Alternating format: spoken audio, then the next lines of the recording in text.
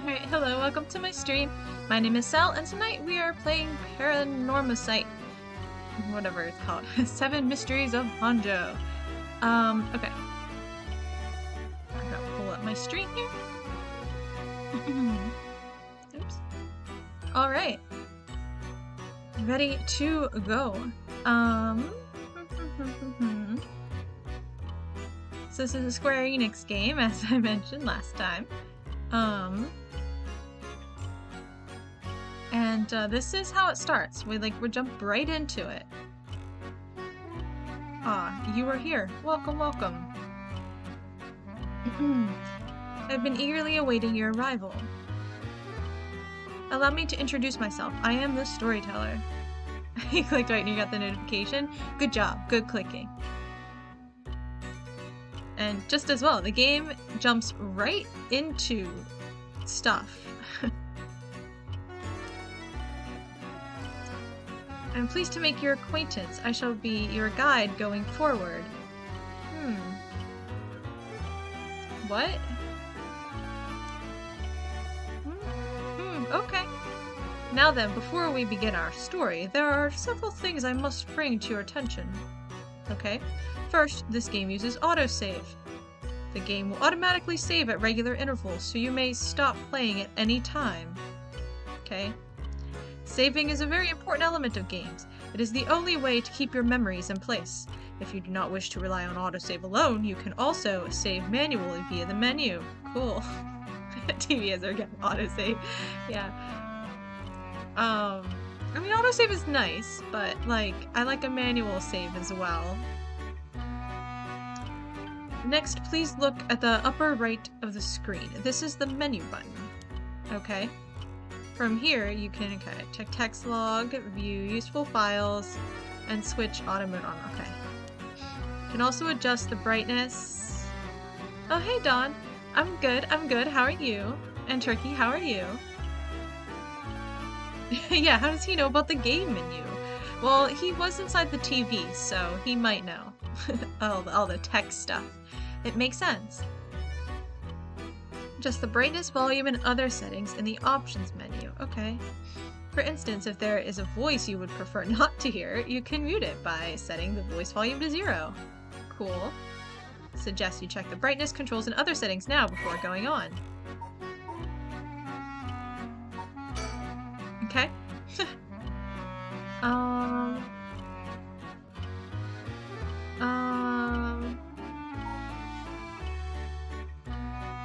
Do you have to use gamepad? I don't have one with me. Do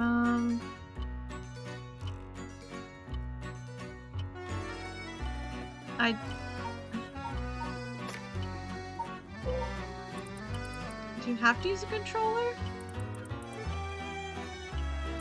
I don't have my controller out. Maybe you don't. I mean, I'm using the mouse so far and we're fine. You're doing laborious? Okay. I'm not sure I know what that word means, but...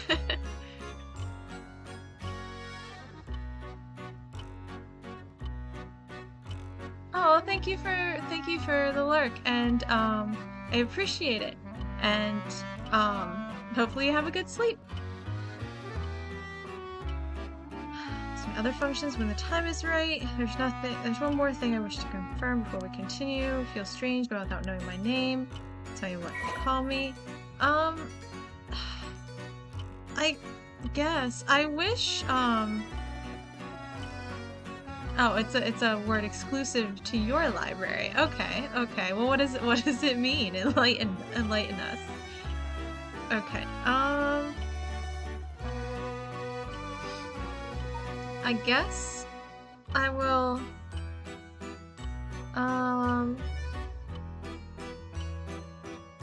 guess am I supposed to be playing a character? Is this like a situation where they're asking me to put in Link's name or something? Like oh, I see. This is a Doki Doki situation. No. You try again. You should be constant. Yes. Sounds like warm sun or goopy slime. I can see it. I can see it. How did it know that? I can read my Steam file. I see. Very good. Seem to have gone right this time. All right. Now that we've been properly introduced, let us begin our story. It's interesting that they tell you that from the very beginning. Like, in Doki Doki, you don't realize that it's, like, accessing your Steam file data until, like, later into the game. But here they tell you straight from the beginning in the tutorial. Not even, like, the how to play the game tutorial, in the literal controls tutorial. So, interesting that they started out with that.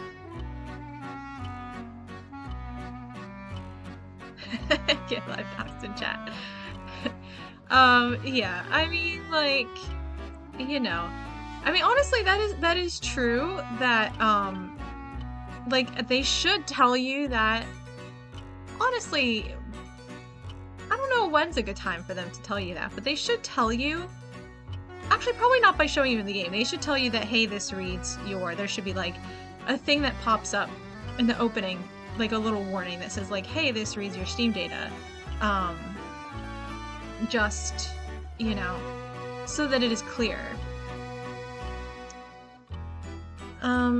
Because if nothing else, even then it can, like, kind of inform people how you have your setup, like bigger streamers and people that are, like, YouTubers and streamers who are part of, like, a company, or, like, an organization or a business for their streaming, like, or their videos. It can be a little bit tricky because it can tell people how, like, a little bit about their setup they might not want people to know.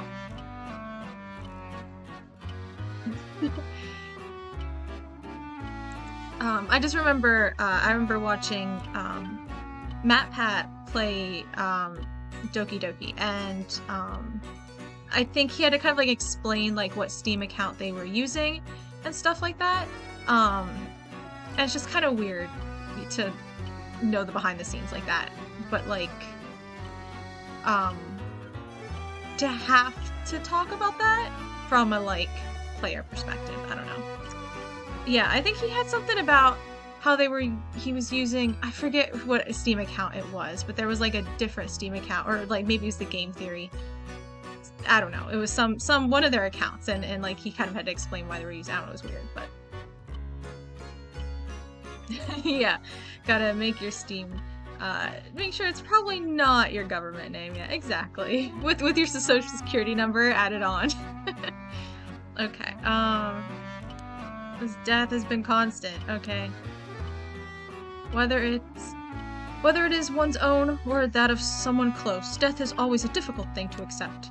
This is an immutable reality, a value shared by all, no matter the age in which they live. In fact, oral traditions reflecting people's fears and prayers regarding death still remain, ghosts, spirits, and so on. Similarly, in attempt to defy death, many curses, rituals, and customs have been born, from burning spirit incense to summoning the souls of the dead. Necromancy. Some of those secret arts are still being passed down to this day. Ah, on that note, Sal, that's me. This may seem rather abrupt, but... Is there someone you wish to bring back from the dead? Real or fictional? What if? What if you had one chance to use the secret art of resurrecting the dead? Yes, if you had the power to bring someone back to life one time and one time only, what would you do?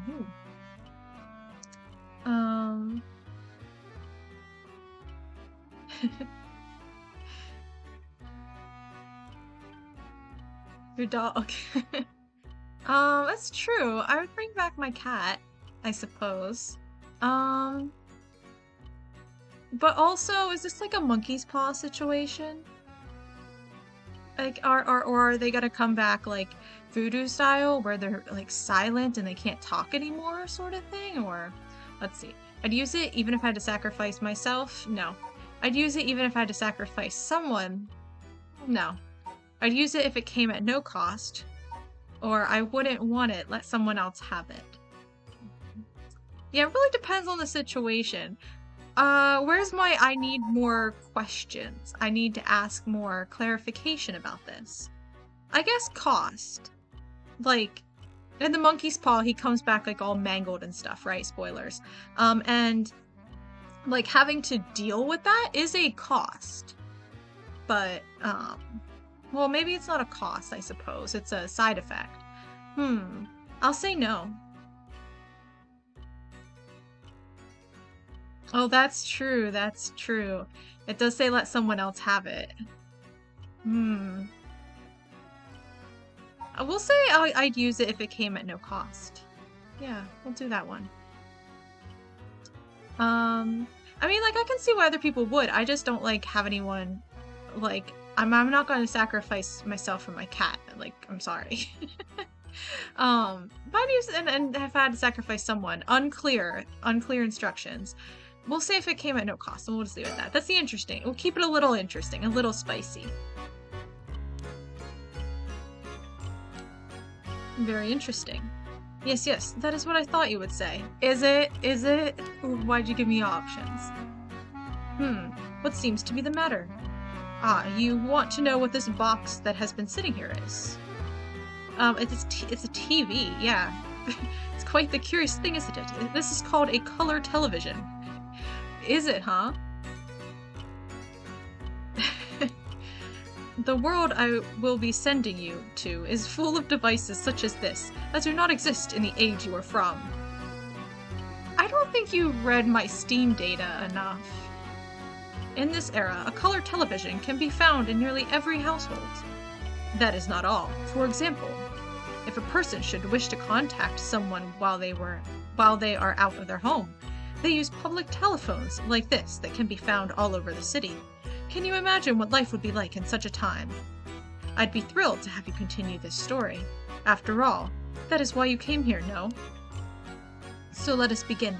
I have kept you waiting long enough. Somehow those arms looked really freaky. Like, these fingers are like demon fingers. I present to you Paranormasight, a bizarre tale surrounding the curse known as the Rite of Resurrection, a peculiar yarn ensnaring 9 men and women in a fierce fight for their lives as it unravels. Some of the characters appearing within surely share your views on the Rite of Resurrection. Imagine those who have lost someone dear to them. Or I imagine those who have lost someone dear to them will feel particularly strongly about it, clinging to it as their last desperate hope. The first I shall introduce, a man named Shogo Okie, is one of them. Person of interest updated. Open updates page. Okay. He's an office worker. Yeah, it's like we're some peasant. Yeah, the 1520s. Yeah, I should have put it Andreas instead, right? Okay. Shogo is an unremarkable young man entering his 3rd year of working in the planning department at Hihaku Soaps, a chemicals company headquartered in Sumida.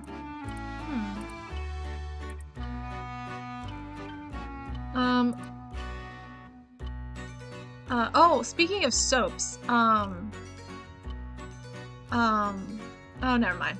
I was just gonna say that one, Sweat and Soap, that manga is really good. It actually has, healthy relationship stuff, which is like, wow, in manga, healthy relationships? Wow, what a shocker. I mean, a little creepy. Yes, Sweat and Soap. It's really good. It's about, like, this woman who works, in, like, the finance office for a, like, company that has, like, soaps in it, like a, bath and body product company, and, she sweats a lot. Yeah, well, yeah, I suppose not. She sweats a lot, and so she's really, really self-conscious about it, which is why she kind of, like, really likes this company's products, especially their soaps. She really loves their soaps. They're like her guilty pleasure, and she just absolutely loves them. And so that's why she gravitated towards working for the company anyway. And she's pondering over their new soaps coming out for the coming season when a guy walking by happens to catch her scent and she's like particularly sweaty at the time or something, or she's worried about it. And he is like, oh my gosh, she smells so good. And he is actually the nose for the company who designs the scents of the soaps that she loves so much.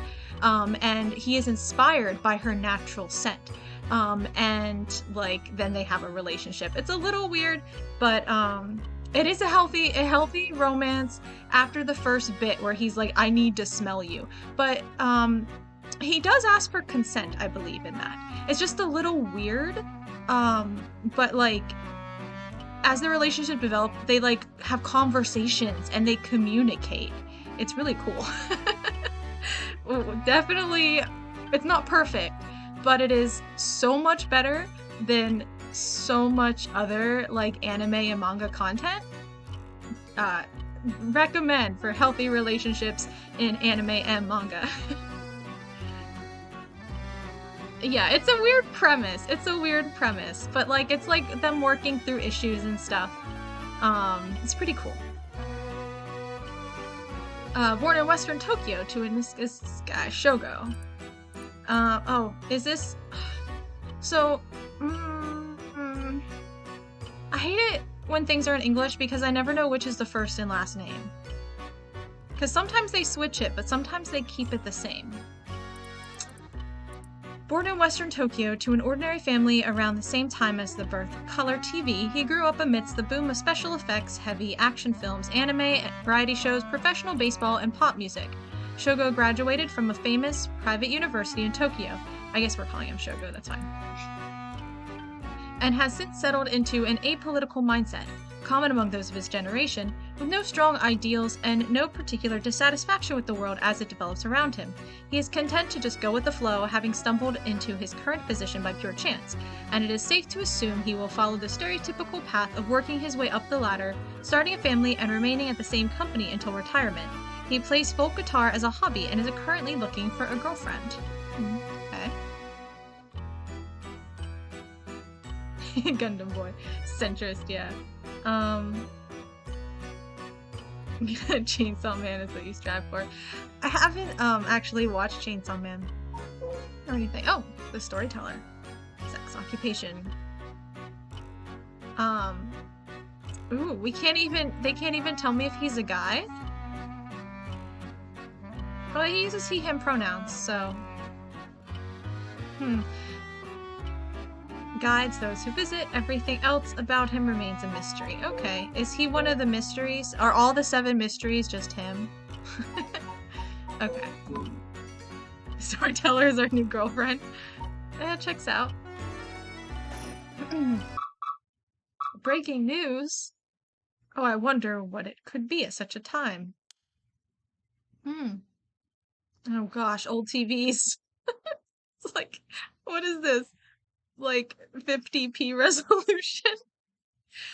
Early this morning, the body of a drowned man was discovered at a park in Sumida City. Police have identified the body as Shogo Okie, a 25-year-old man who worked at a company in the area. As signs of a struggle were found, the Sumida police suspect foul play and have launched an investigation. Oh, excuse me. Please, pay no mind to what you've just seen. That's our guy. That's our boy. Storyteller, that's our boy. Did you kill him? Goodness, you very nearly saw something that would have spoiled the story. Just pretend you did not see that. Let us turn back time. Back a smidge. I think you have too many backs there. And start again from there. Do you understand? You saw nothing. You saw nothing. Apparently I saw nothing. Yeah, he tried to probably smell a girl, and yeah, instead she murdered him. That's probably a normal reaction. It's a work of fiction. All locations are fictional. Tokyo, not real. Square Enix, not real. Color TVs, not real. Shogo, you alright? I have no idea who's talking. Hey, can you hear me? Guess that's what we're saying. Hey, that's not a proper answer. Earth to Shogo Okie. What do you think you're doing falling asleep here? You gave me quite the shock. Come on now. Up with you, up. Okay, and honestly, anime Japan, like, isn't real. That's the thing. Japan is real. Anime Japan, however, different story, different story. I wish anime Japan was real. Sort of. There. How's that? All right?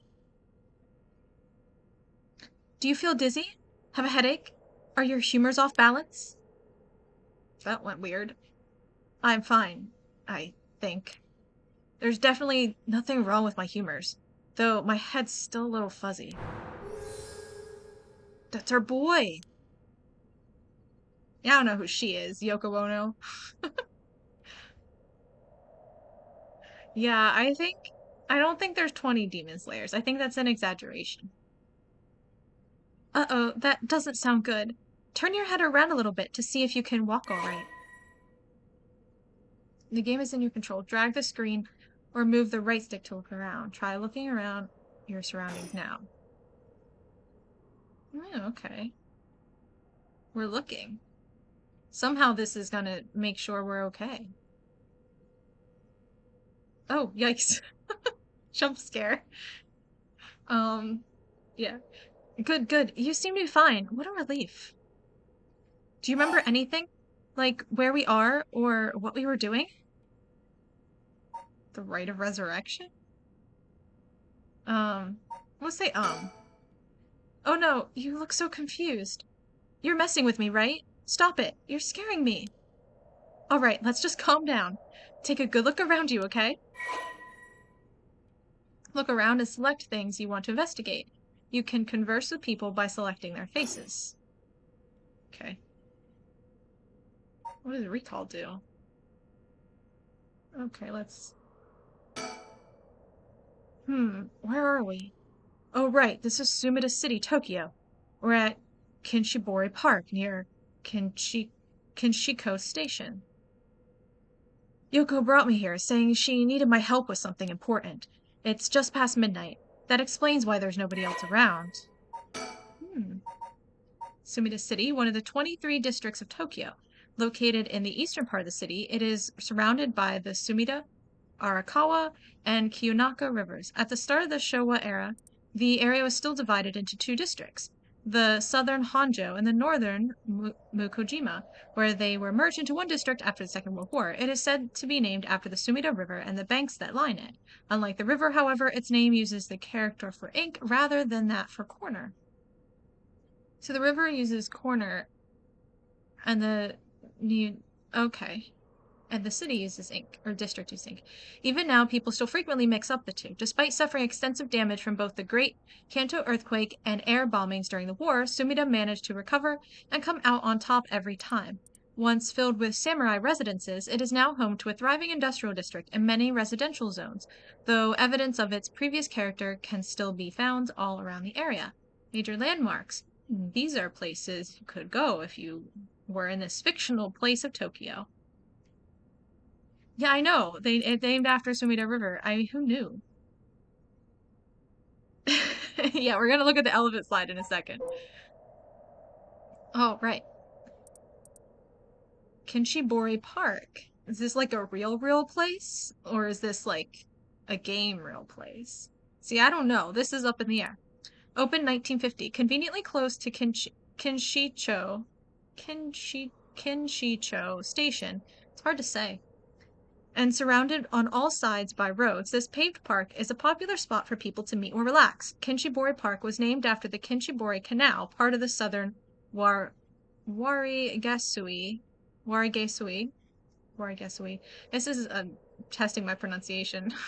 Canal, which could once be found nearby. In fact, the area's name, Kinshicho, was also derived from the canal. I can see the Kinshi part. Who knew? Yeah, places we could go. We could go.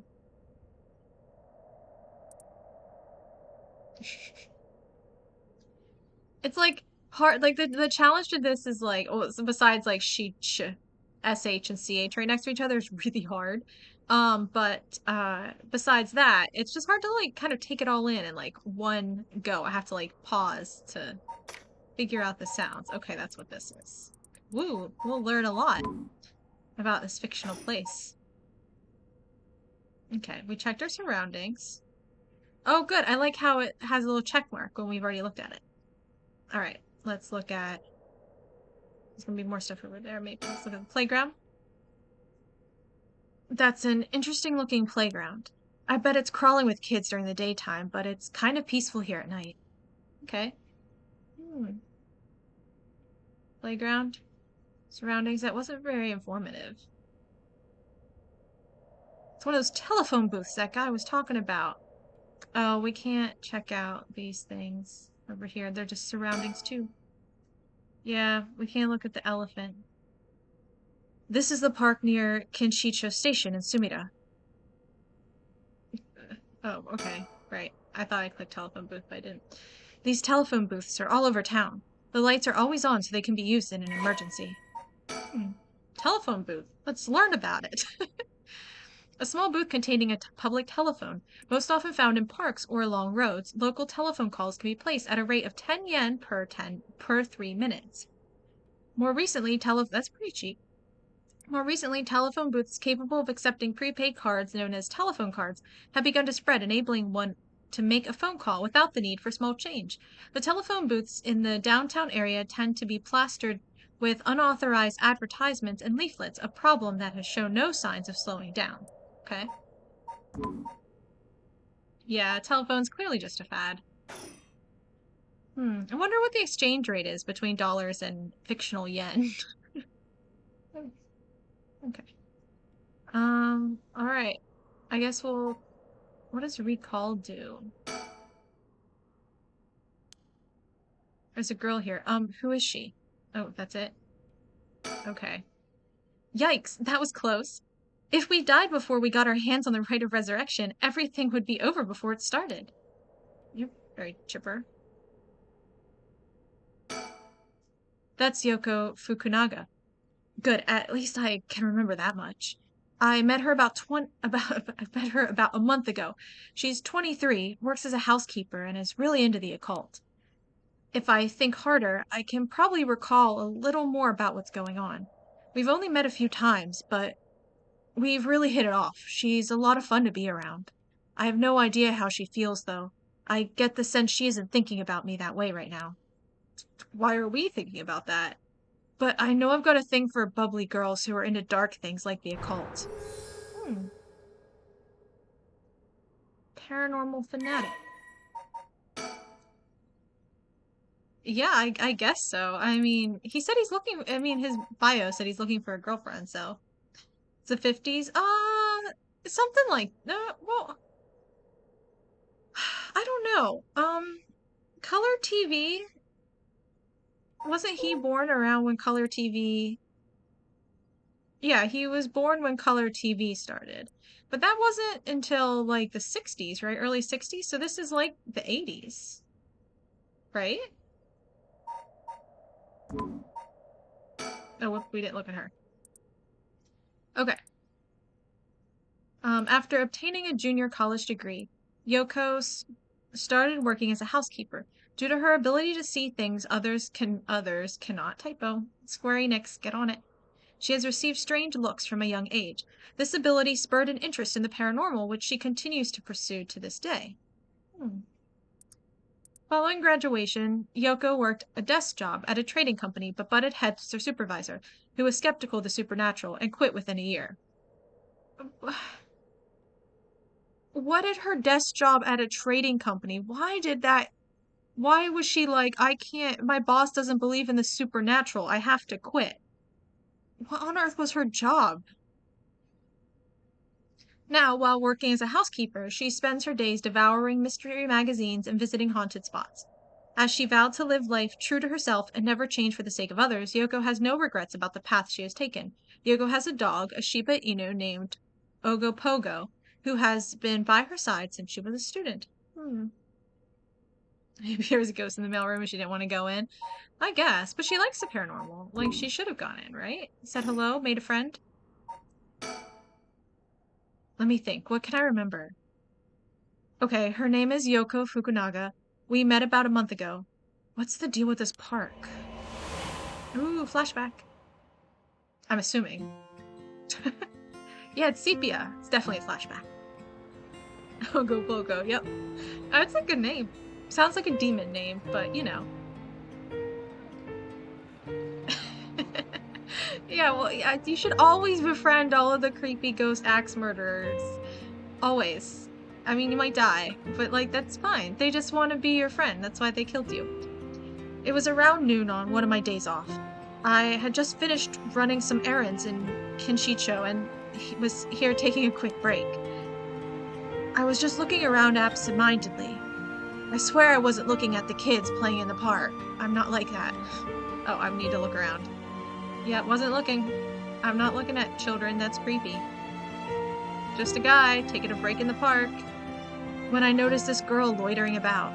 She was digging up holes in the sandbox and searching around the playground. She seemed to be enjoying herself, talking to the animal figures and petting them on their heads. She's petting the elephant. My curiosity got the better of me before long, and I struck up a conversation.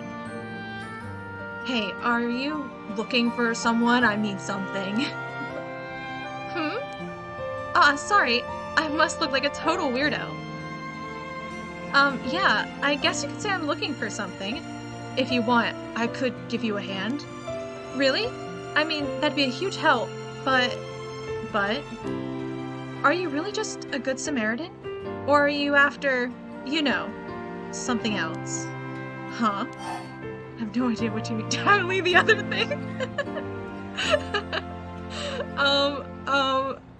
I feel, he wouldn't say it though, but I kind of feel like he is.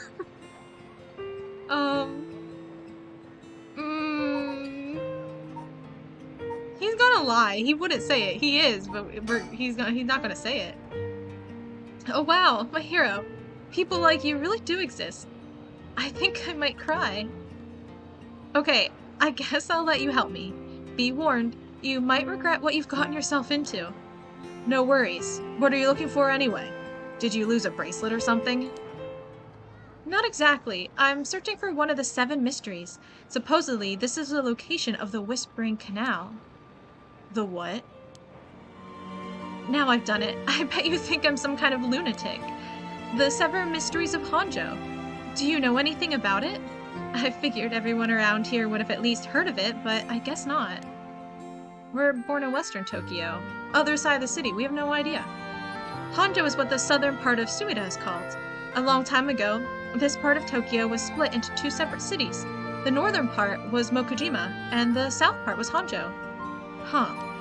Am I boring you? Well, I'm not a local or anything. I just work around here.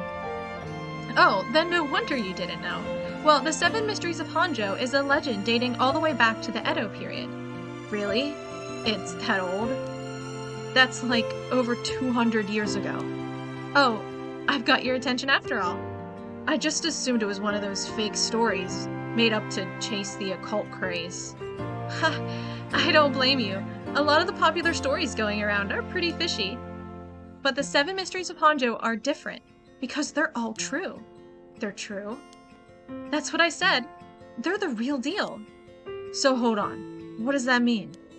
Are you telling me there's actually paranormal stuff at work in this park? Yep, pretty much. But there's gotta be more to it. After all I've done, I still haven't found a thing.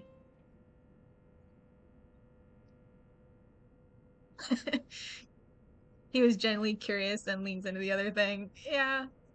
I mean, we definitely weren't gonna help her. We might have been like, what are you doing? But we're born in the fields of bumpkin. No, we're still from Tokyo, I think. We're just from Western Tokyo. That was the first time I met Yoko Fukunaga. Okay. Oof. Bunch of things. Okay. Let's start with Honjo, I guess, before we jump around.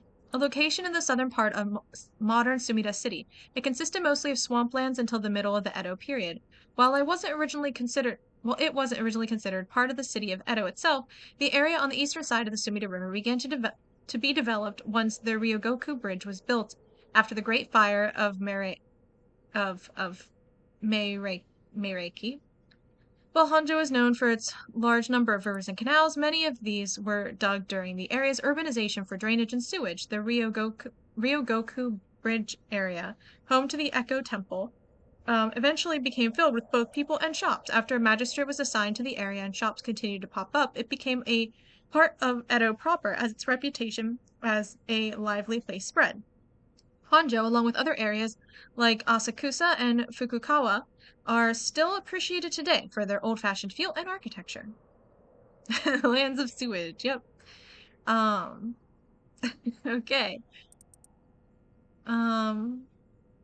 Yeah, canals are tend to get kind of gross. Okay, let's see the 7 mysteries of Honjo first. Or no, occult craze.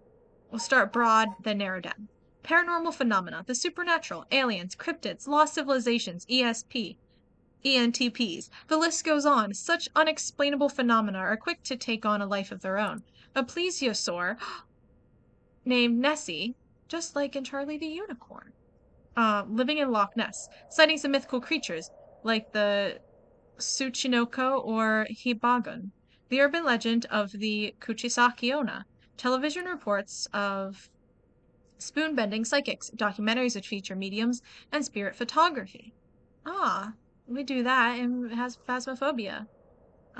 These are only a few examples of stories that have captivated the public. There is no end to this obsession in sight, with magazines on paranormal phenomenon enjoying widespread publication. Most recently, rumors of an ancient ritual known as the Rite of Resurrection have been spreading in certain circles.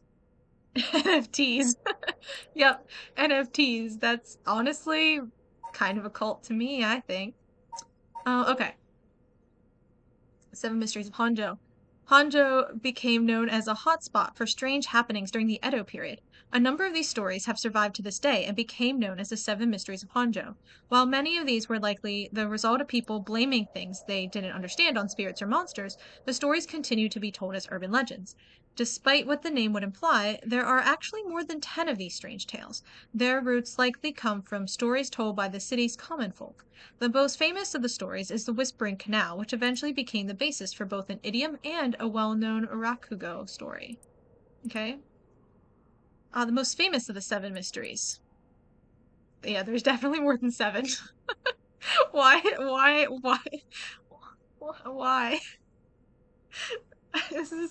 It really bothers me. More than 7. Okay. Haunting clappers, yeah. Okay, so are these... Okay, these are the 7 that matter. I'm not sure which ones they are. Okay, we have the Whispering Canal, the Fool's Procession. Man, I cannot. I'm trying to be like, oh, which ones of these are these? But I'm not sure I can tell. The Foot Washing Mansion? Mystery of the Half-Eaten Cornerstone Hot Dog. Corners for hot dog, yeah. So the Whispering Canal, the Fool's Procession, the Beckoning Light, the Haunting Clappers, the Evergreen Beach, the Taiku of Sugaru, the Foot Washing Mansion, the One-Sided Reed, and the Ever-Burning Lantern. Okay, we have a mixed bag here, I think. Okay. Sure. Okay, the Whispering Canal. An enduring superstition. Formerly known as Kinshibori, many fishermen once gathered on this section of the canal that ran through Honjo. As their days came to a close and the fishermen gathered up their catches, a terrifying voice would rise up from the canal, whispering, "Leave it behind, leave it behind." Those who ignored the voice found themselves unable to move and their previously full baskets of fish emptied. They would then be dragged into the canal, typo, never to return. This strange phenomenon continued to occur, and the people began to call this body of water the Whispering Canal. Wait, so the voice rises up and says, "Leave it behind," and those who ignore it, they can't move, their baskets are emptied, and then they're dragged into the canal. What happens if they don't ignore it? Do they just leave their fish behind? Does this happen all the time? It has to only happen sometimes, or else they would, they should just stop fishing there. Because they always have to leave their fish. Yeah, basically they got robbed. Exactly. Which, I mean, you know, that's definitely spooky too, in its own way. Okay. Good. We exchanged contact information, and we've talked on the phone a few times since then. We've even met in person once or twice. But she never brought up the Seven Mysteries of Honjo again. I figured she'd gotten bored of it. Hmm. Until today, when all of a sudden she decided to resume her search. Huh? Wait a second. Where did Yoko go? Oh no, she's gone. There she is, right where I first saw her. There she is. She's back to digging up holes in the sandbox and searching around the playground. She seems to be enjoying herself, talking to the animal figures and petting them on their heads. No animal needs that much petting. Do you want some petting, Jojo? She's looking for this murder fish ghost in a playground. Yeah, this is a little, like, I don't understand what she's doing. Gee, she's still at it. According to Yoko, the Whispering Canal is one of the Seven Mysteries of Honjo, or one of the Seven Mysteries of Honjo is around here somewhere. It's apparently the story that the expression left at the canal originally comes from. I have never heard of that, but it must be a Japanese thing. I think I left myself a note about it. I should check my files. Okay. Did we? Files. I hope we already read the note.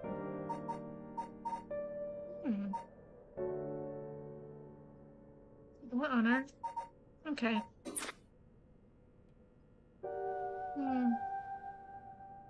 Let's see, is there anything else to look at? Nope, we'll go back to talking about her again. Do we have dementia? Are we just reliving what happened before? Is it a horror for anybody? I have no idea what that was. Geez, she's still at it. Okay. Are we gonna try to recall something now? That's right. She asked me to come here to help her look for one of the Seven Mysteries.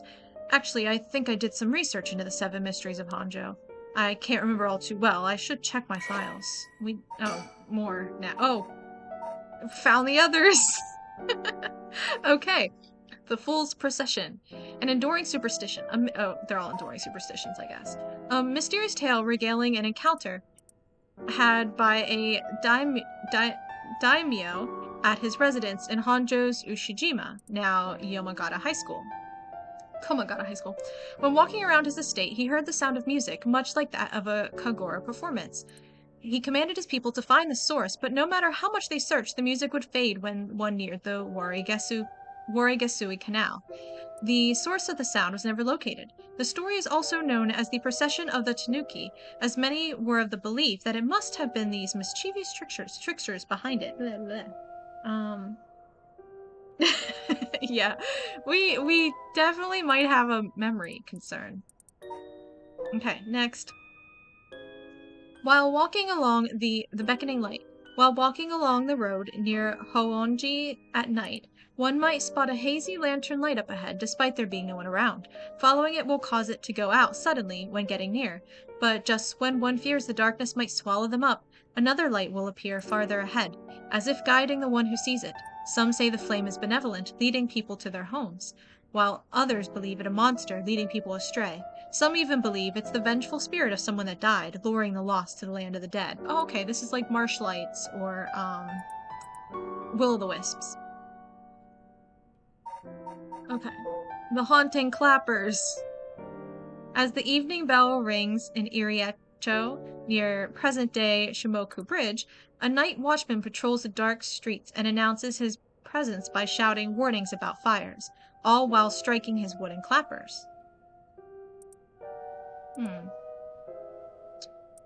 Okay. But tonight, the sound of another set of clappers answers back. He curiously claps his clappers together again. Clack, clack.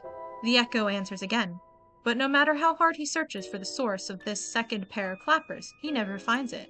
Some say it was the work of a mischievous tanuki or kitsune, while others say it was a warning from the spirit of someone who lost their life in a terrible fire.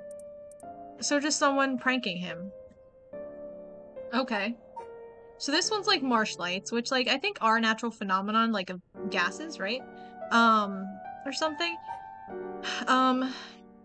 And like they're kind of, I don't know what the ground is like around here, but seems it could be pretty marshy. We're kind of near the shore, a lot of canals and stuff. And then the Fool's Procession again, that was just people making noise. This is also just people making noise. The Evergreen, debunked, all debunked. Short game. Evergreen Beach. Once upon a time, in North Okurabashi, a beautiful beech tree stood in the garden of Lord Shinden's residence, now known as the former Yasuda Gardens. It was so impressive that the house became known among the people as the beech residence. Somehow, no one had ever seen a single leaf fall from the tree. As rumors spread of the eternally green tree, it became known as the evergreen beech.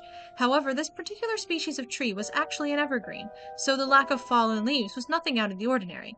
This has led people to say that the strangest part of this legend is the fact that it even became a legend at all. Okay, this one sucks. 2 out of 10. Now, we'll rate them. The Whispering Canal, I'll give that one a 6 out of 10.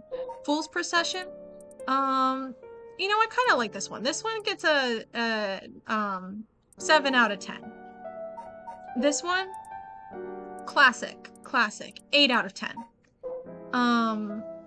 This one's dumb. I give it 4 out of 10. This one, 2 out of 10. Like, it's funny, but not good. The Clapper's 10 out of 10. This is the worst one. It was so boring. Okay. Besides the beech tree. That one's really boring. There was once a tree. The end. There was an evergreen tree and it stayed evergreen. So spooky. Okay.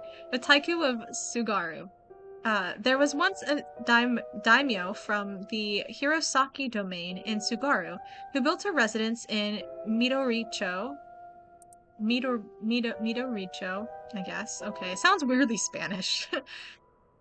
On a large piece of land. On this estate was an almost Midoricho, maybe? I don't know. I can't make it sound great. On this estate was an almost 8-meter tall tower that served as a lookout for fires. Only a designated firefighter was allowed to use the large drum that resided atop the tower in the event of a fire.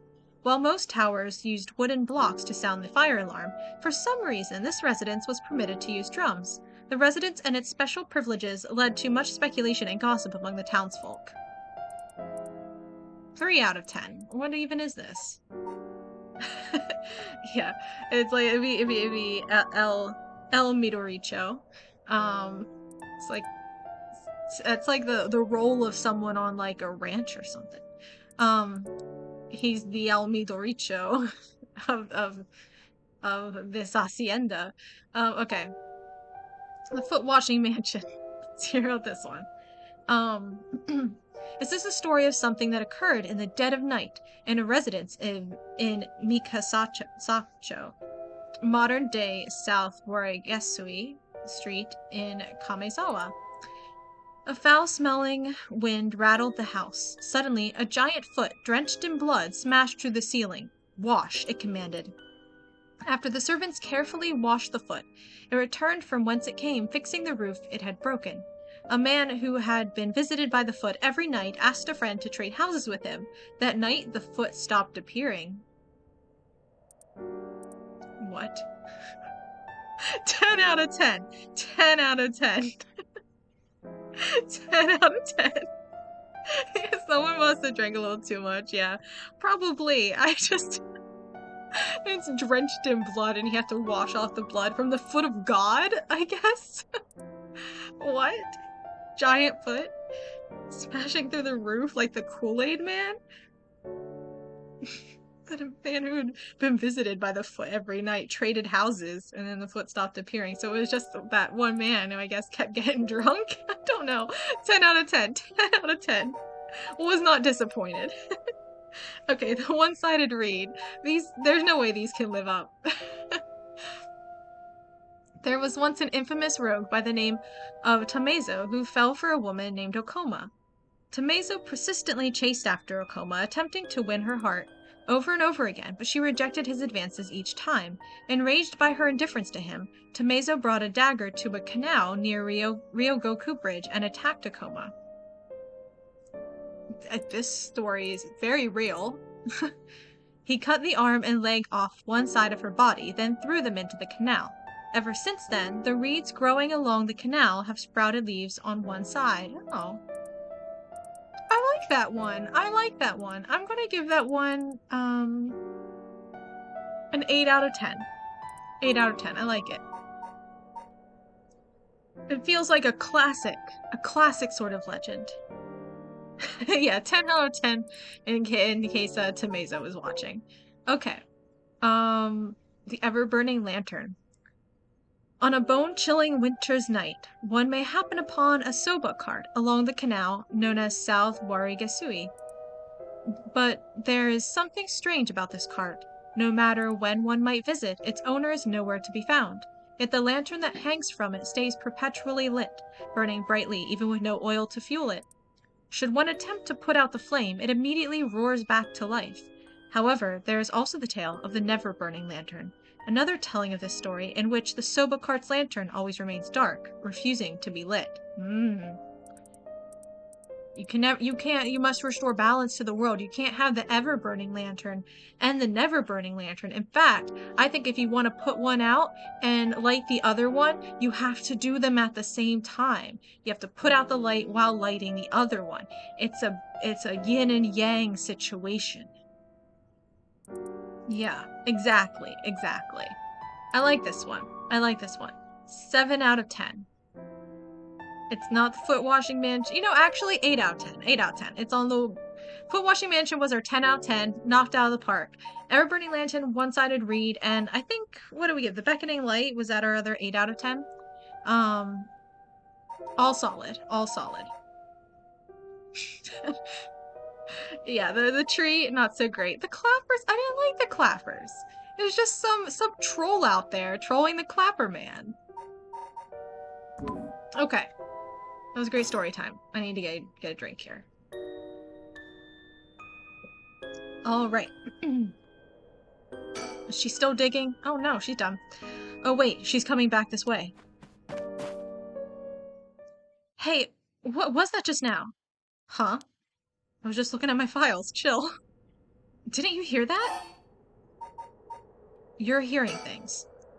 No, I didn't hear anything. You sure you didn't just imagine it? Maybe I did. But your special talent. You should have been able to hear it. Pay closer attention for me, okay? My special talent? What are you talking about? Huh? I mean your spirit sense. You look like you can handle your liquor. Huh? I have no idea what drinking has to do with it, but I don't think so. What lies did we tell her to get with her? Well, you must. I mean, you can see me, right? Huh? Is she dead? 1 a.m. Ooh. She might be more than we can handle. Kinchibori Park. Okay.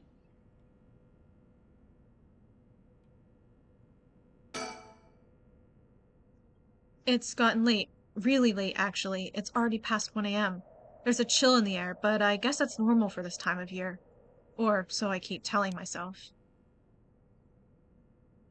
Okay, playground. That's an interesting looking playground. I bet it's crawling with kids during the daytime, but it's kind of peaceful here at night. Okay. It's gonna tell me anything different? Okay.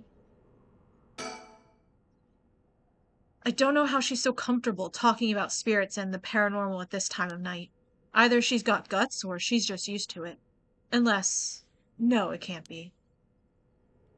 Okay. I've gotten most of my memory back, but I still feel a bit out of it. Yeah, we're gonna have an emergency soon.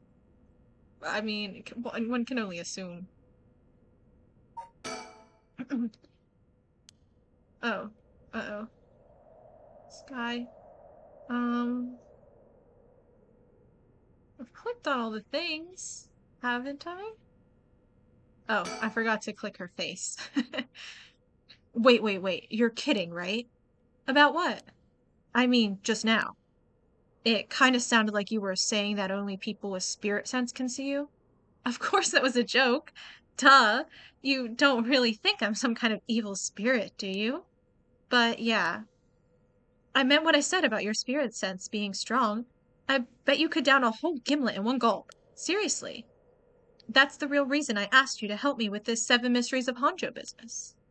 So wait, people can only see ghosts if they drink first? Is that what we're saying? Because that sounds about right.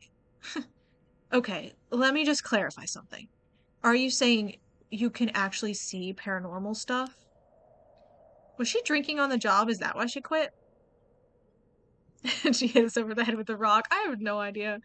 I think maybe we can't handle our liquor as well as she thinks we can. Kimberly would be proud, yeah. Sure, I could handle a solid Moscow Mule. Why are you measuring this in terms of cocktails? Not a believer, huh? Well, that's no matter. But you have to have seen some weird stuff over the years, right? Weird stuff. Yeah, like things you could see but could never understand. You can't be serious.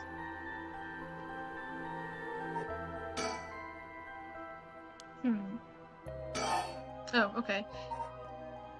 Um, I need to clear up the alcohol situation. Totally unrelated, but do you actually drink? Real alcohol, I mean. What, are we surprised she drinks? Yeah, but they have to be a bubbly girl who is obsessed with the supernatural. Which, I mean, also probably shouldn't be too hard to find, actually. So yeah, he should try a different one. Whoa, talk about whiplash. I didn't expect you to start making small talk. Well, our conversation was getting a bit dark. I figured a change of topic might lighten things up. Oh, I see. If you really want to know, I like to think I can handle a few drinks. But to tell you the truth, I've never actually had a Moscow Mule. Really now. I just thought it sounded cool. I would like to try it though. Why don't we go for a drink sometime then? Oh, are you asking me out? No, you're just being a good Samaritan, right? No, that's not what I meant. I'm just kidding. Yeah, I'd be up for that. But only if we find one of the seven mysteries. Alright, then let's get to work. Okay, weird. We're shooting our shot, yeah. Yeah, let's get really into serial killer podcasts and take the road from there. I mean, or different fandoms. Like, I literally was like, bubbly girls into the supernatural, bubbly girls into supernatural? The great fandom spaces. Mostly girls. Easy to find. He should try there. Alright, let's talk about the spirit sense. I've seen ghost photos in magazines before, but are you telling me they really exist? You bet they do. But you can only recognize them if you really believe in them, so be careful. So even with my skill, I won't be able to see them if I doubt that they exist. That's right. The spirit world is all about the mind and the soul. You won't be able to see a thing unless you're properly in tune. But sometimes people get caught up in the moment, thinking they might see something, and then they really do, because they believed they would. Is that how it works? Yep, just like drinking. You'll never know how much booze you can handle unless you're ready to down some shots. I'm still not sure I get the drinking thing. You know, I realized how strange it was as the words left my mouth. Sheesh. Yeah, she's weird. Okay. Yeah, like a visual placebo, exactly. Alright, wait. We can ask about this again? Okay. And if you can believe that, there might be hope for you yet. You can't be serious. Okay, now we're done. Weird. I just remembered. I actually did some research on the 7 mysteries of Honjo at the library. You did? What did you find? Well, I discovered a few interesting things. Oh, tell me everything. 7 mysteries? Yeah, that's what I wanted to mention first. There's not 7. Although some of them probably shouldn't count. Like that tree sucks. I believe in spirit sense, yeah. Although they're called the 7 mysteries, the literature lists 9 of them. Oh, I'm surprised you picked up on that. I'm surprised you can count. Nice researching. Some people think there could be up to 15. That's the thing about these old folk tales. Stuff gets added to them over the years. that's more extra stories than main ones.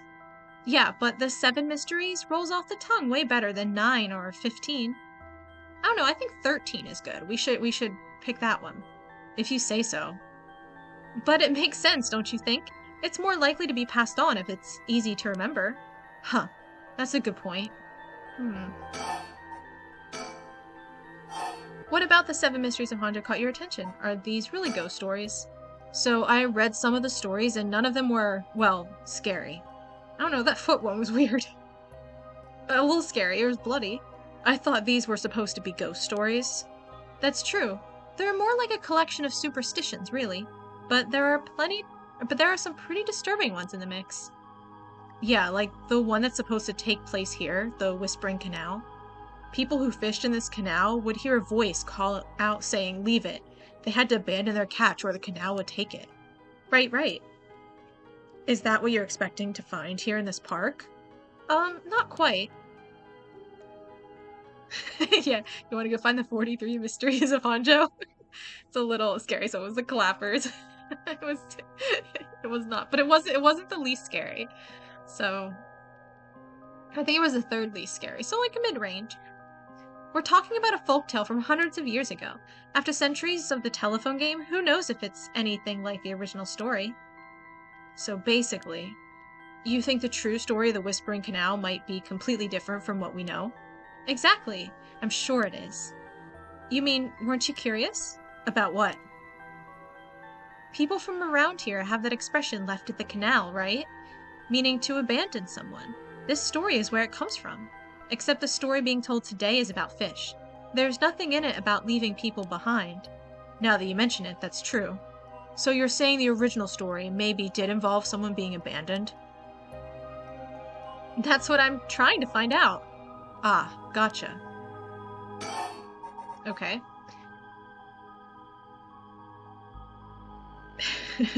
Please, if the lost sign comes on and clap for nightmares come true.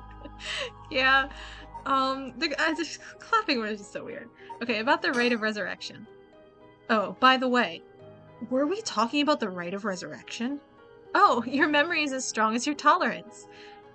I'm gonna start calling you Martini Man Shogo. I'm really climbing up the drinks menu, huh? So, you know about it, huh? The rite of resurrection?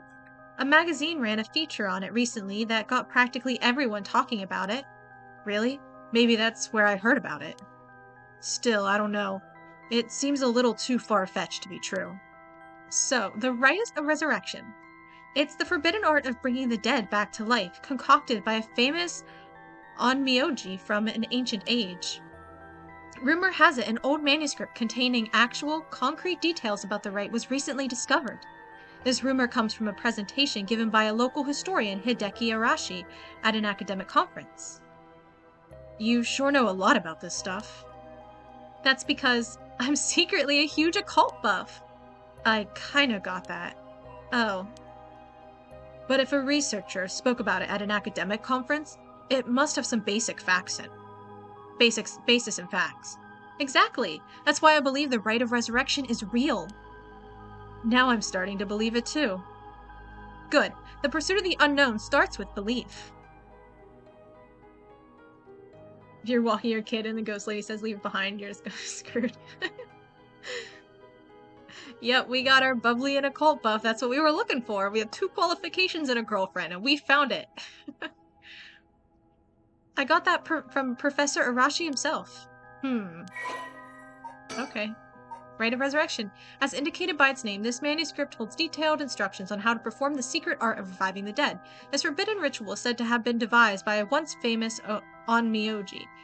Local researcher Hideki Arashi recently discovered the old manuscript and gave a presentation on it at an academic conference. Arashi or Araishi probably. Arashi's a different name. Araishi. A conference, sending ripples through the field of occult studies. Okay. Wait, hang on. I've got another question. You mentioned the rite of resurrection. Are you looking for that too? Does it have something to do with the 7 mysteries of Honjo? Oh, you're sharp. I could cut my finger on you. To tell the truth, it's actually the other way around. What do you mean? Well, I started off searching for the Rite of Resurrection, but along the way, I realized I needed to investigate the 7 mysteries of Honjo first. I see. So then, why are you looking for the rite, or what's that got to do with the 7 mysteries? I wonder what it has to do with the 7 mysteries. I mean, she's probably looking for the rite to revive someone, right? I can only assume. We need the clappers. So, about the connection between this rite and the 7 mysteries. Do we need the clappers, or can we just forget about them? Putting together everything we've talked about. My guess is that the original stories behind the 7 mysteries, the true stories, are the key to finding the Rite of Resurrection. And that's why you're here searching for one of them. Do I have that right?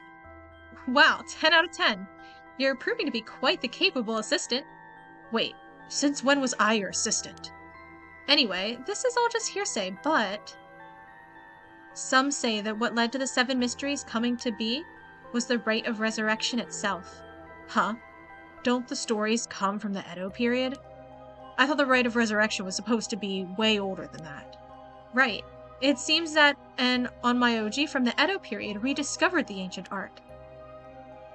That old manuscript I mentioned with all the details on how to use the rite, apparently it was written in the Edo period. Oh right, I never told you its name. The manuscript is called the Record of Fates. Whoa, what a name. And it speculates that the secret of the rite is hidden within the 7 mysteries of Honjo. So now, the 7 mysteries are the hot new trend. Among who? You know, this whole thing's starting to sound pretty questionable. Come on, remember what I said about the pursuit of the unknown? It starts with belief. Right. Yeah, but is this a good idea? Like, I might believe it, but I might also believe that it's probably something we shouldn't mess with. An old manuscript from the Edo period written by the sorcerer who recovered the Rite of Resurrection. It is viewed as a priceless and authentic document due to its detailed account on how to perform the ritual. Okay? If you do 3 backflips and count how many marbles I have in this drawer, I'll give you a gun. Yeah, I guess I assume so.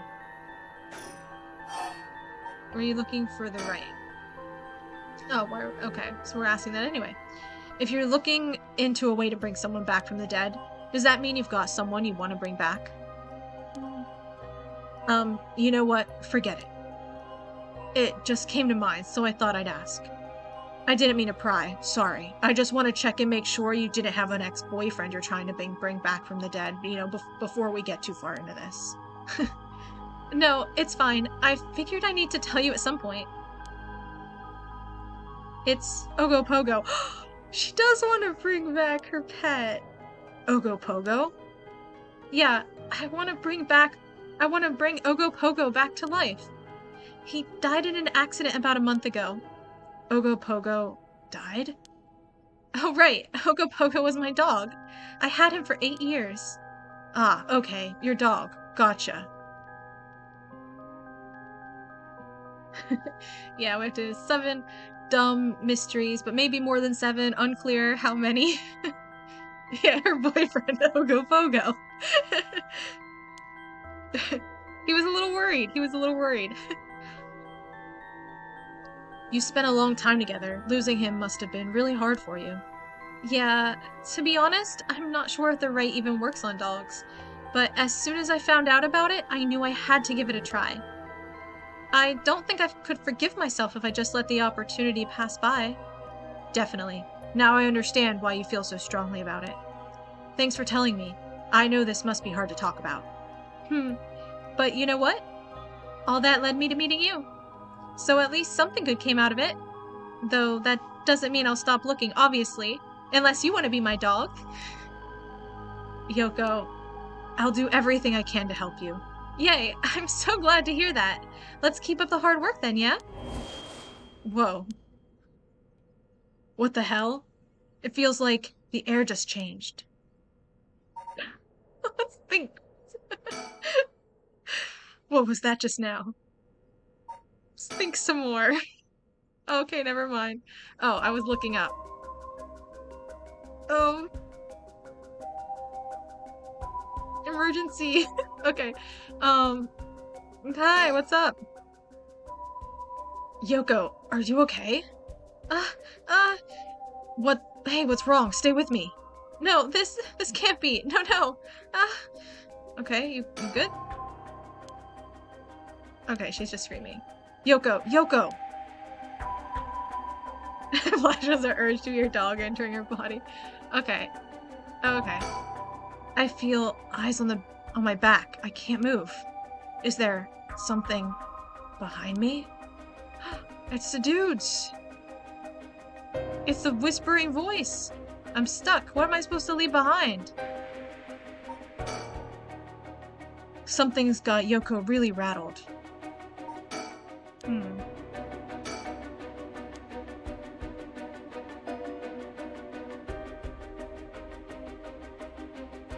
A little red light up here. Suspicious. This must be where the sniper is.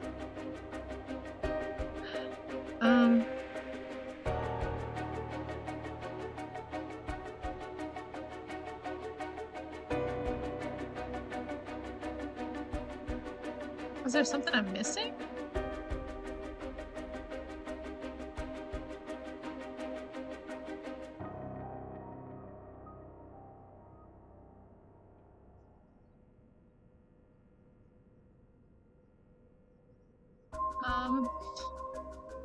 I'm confused.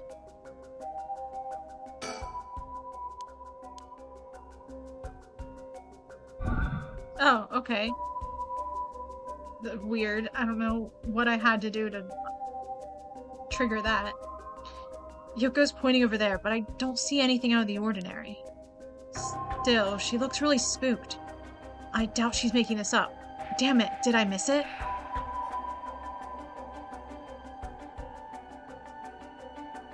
Do I just have to turn around really fast? Push. I don't get this. Okay. I don't understand. Our hair cap fell off and now she knows we're bald. Oh no, we're not a bald man. What's going on? Did something happen? Yoko?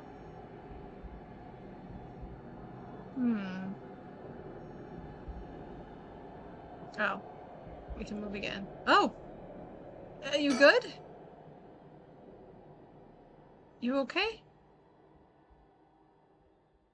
Huh?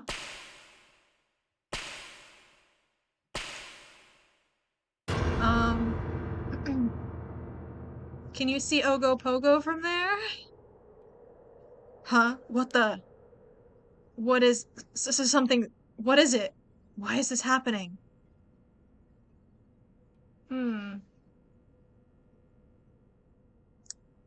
Okay. Kinchibori Park.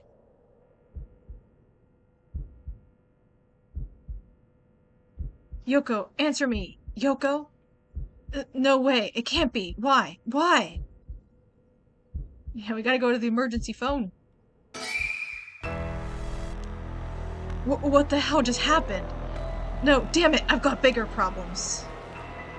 Do we? I don't even know what the level of these problems are. Yoko, just hold on. Everything's going to be okay. Oh god, she's not breathing. She's cold. And I don't feel a pulse. This can't be happening. Okay. An ambulance, right. I gotta call an ambulance. I need a phone. Go to the light. We're right, the phone. We've gotta call an ambulance. She's the ghost canal, yeah. Do we have one of the hots for one of the 7 mysteries? I mean, who knows? I called it in. The ambulance shouldn't be long. But is it going to make a difference? Her body's gone stiff and her skin is cold. And I don't think she's breathing. She looks more like a mannequin than a person now. I don't think there's any coming back from that. Yeah, once you've been mannequinized, I don't know if you can come back. I don't get it. Just a few minutes ago, we were chatting away without a care in the world. Yoko. How did this happen? My almost girlfriend. How could someone so bright and bubbly and into the occult just suddenly drop dead? Resurrect her? Huh? Oh, that's right. If that rite of resurrection she is talking about really does exist, there might be a way to bring her back. I don't know that she's dead, though. Like, she's still sitting up. If someone can just drop dead out of nowhere, like they were cursed, then why shouldn't there be a way to bring them back to life? I think she's just having a really weird seizure. Yoko believed in it, so if I believe in her, it seems completely possible because of transitive properties. Maybe, just maybe, I can save her. Even if I've got to deal with spirit senses and curses and alcohol and whatever, I've gotta try. Wait for me, Yoko. I promise I'll use the rite of resurrection to bring you back. Yeah, can we use it for both of them? But like, she's with Ogopogo now. We shouldn't tear her away. Right before she died, I felt a strange presence a few times. And it seemed like she saw something that shook her to the bone. There's definitely something strange going on, and maybe it's still here. What could she have seen?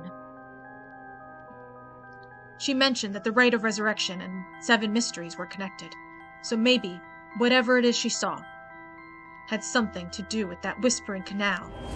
Whoa. Damn it, the presence again. It must be around here somewhere, but where? I don't know, I didn't know how to trigger it before either. Oh, I guess we'll say surroundings. The cold night air feels like it's pressing down on me. Just standing here makes me want to scream, but I've got bigger problems right now. Okay. Oh. I thought the playground might be a different thing, but it's not. Hi. Oh, of course. I don't know how it took me so long to realize. This has to be some weird prank she's playing. Any second now, she's going to open her eyes, get up, and have a good laugh at how scared I was. Right, Yoko? You can give it up now. Boy, did I fall for that one. You really got me good. Wait, no, I've got it. You really were some sort of spirit all along. There's no way you're really dead, right? I'm not even fooling myself anymore.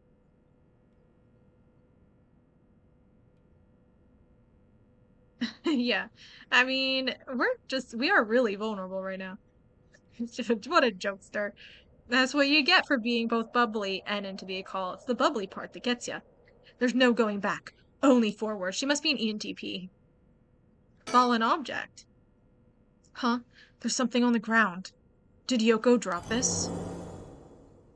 Fishy thing. Oh, it's a fish in a basket. Maybe she should have left it behind. I didn't notice it till now, but there's a small wooden sculpture by her side. It's 3 or 4 centimeters tall. It looks like it could be a keychain, but from how rotted it is, it's way too old for that. Despite how tiny it is, I feel an almost palpable malice radiating from it. What the hell is this thing? Cursed stone acquired, the Whispering Canal. Yay! His Scorpio response. Oh. What the? Help me, leave me, it hurts, why? Drop dead. Are these the Whispering Canal's memories?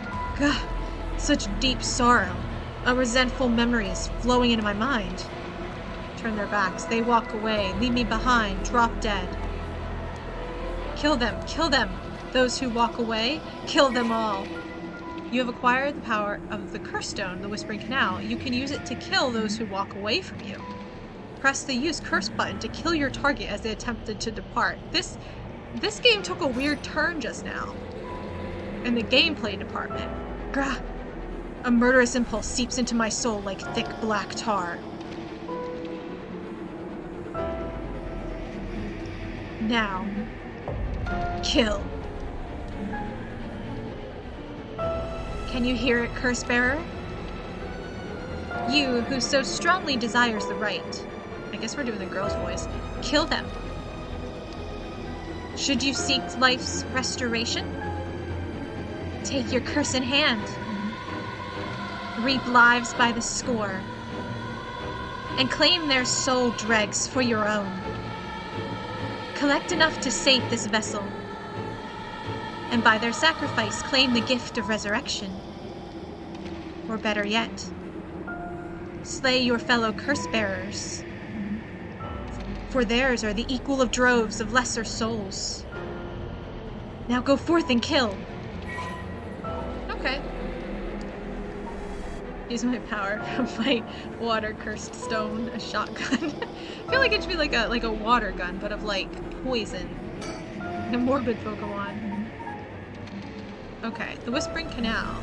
We've already read this, didn't we? Yeah, oh, okay. Oh, we have extra stuff. A cursed power kills by drowning one who leaves the curse bearer behind. A resentful memory. Toki loved fishing with her father, Jinkichi, more than anything. With their wicker baskets on their backs, they would leave for the canal every morning and fish till the evening. The miso soup her mother Koma made using the carp they caught was to die for. Her parents loved her dearly. One day, however, her father disappeared. Toki's mother went to look for him and never came back either. Those who came to express their concern eventually stopped visiting her out of fear.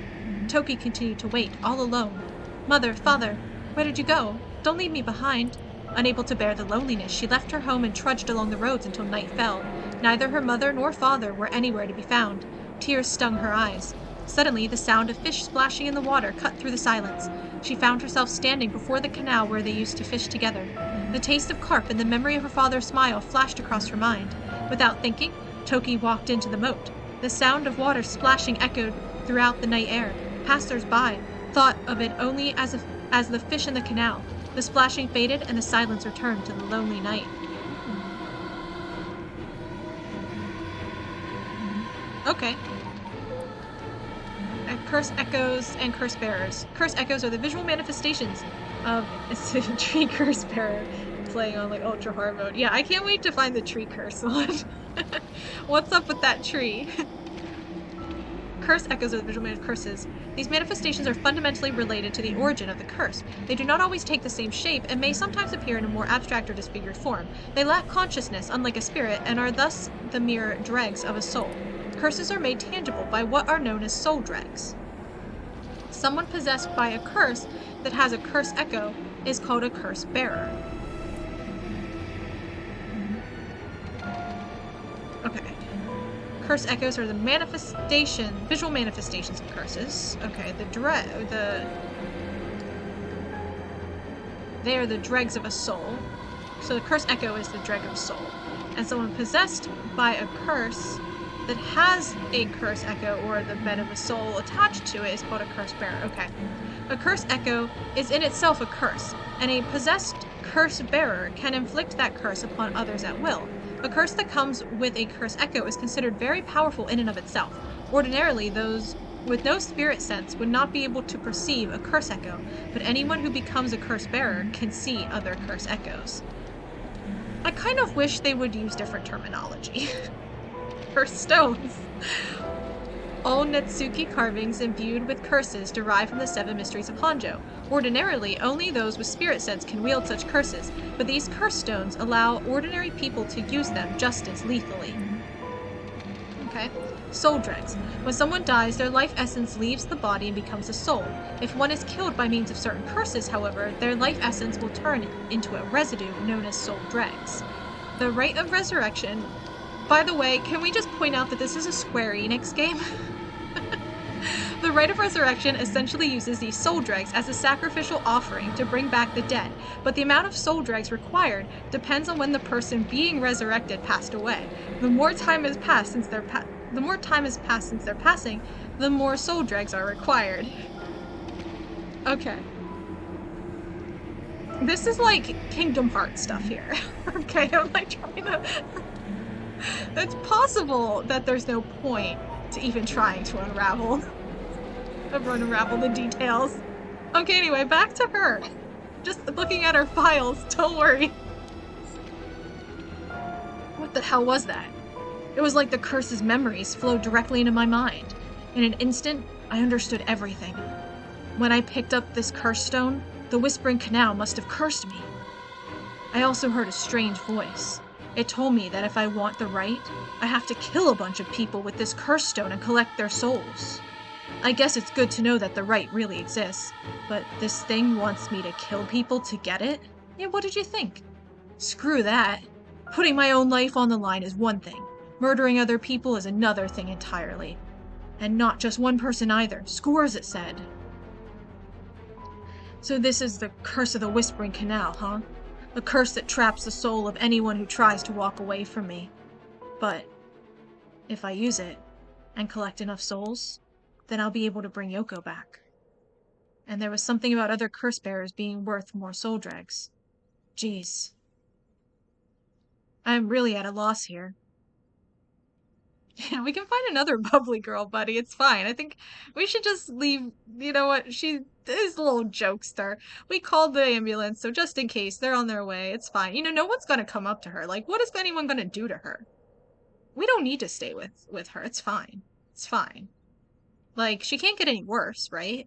Like, what could we possibly do? And then also, no one's gonna do anything to her. It's fine. It's fine. There's just no point. Alright, we can look at surroundings again. It feels like I'm being watched. Is someone there? Where are you? I feel like I'm playing Phasmophobia again. Are you here? Where are you? Kids start messing with her. I mean, presumably the ambulance will get here before the kids do. I like to think. That might be a little optimistic of me. Okay, telephone booth. I've called an ambulance already. It should be here soon. Let's think. Now I've got my own curse stone and the curse of the Whispering Canal. I'm in way over my head. Was Yoko the one who dropped this curse stone? Does that mean she was the previous owner of the curse of the Whispering Canal? Then, did she know what the rite of resurrection involved? Was she gonna kill us? Maybe she was gonna kill us.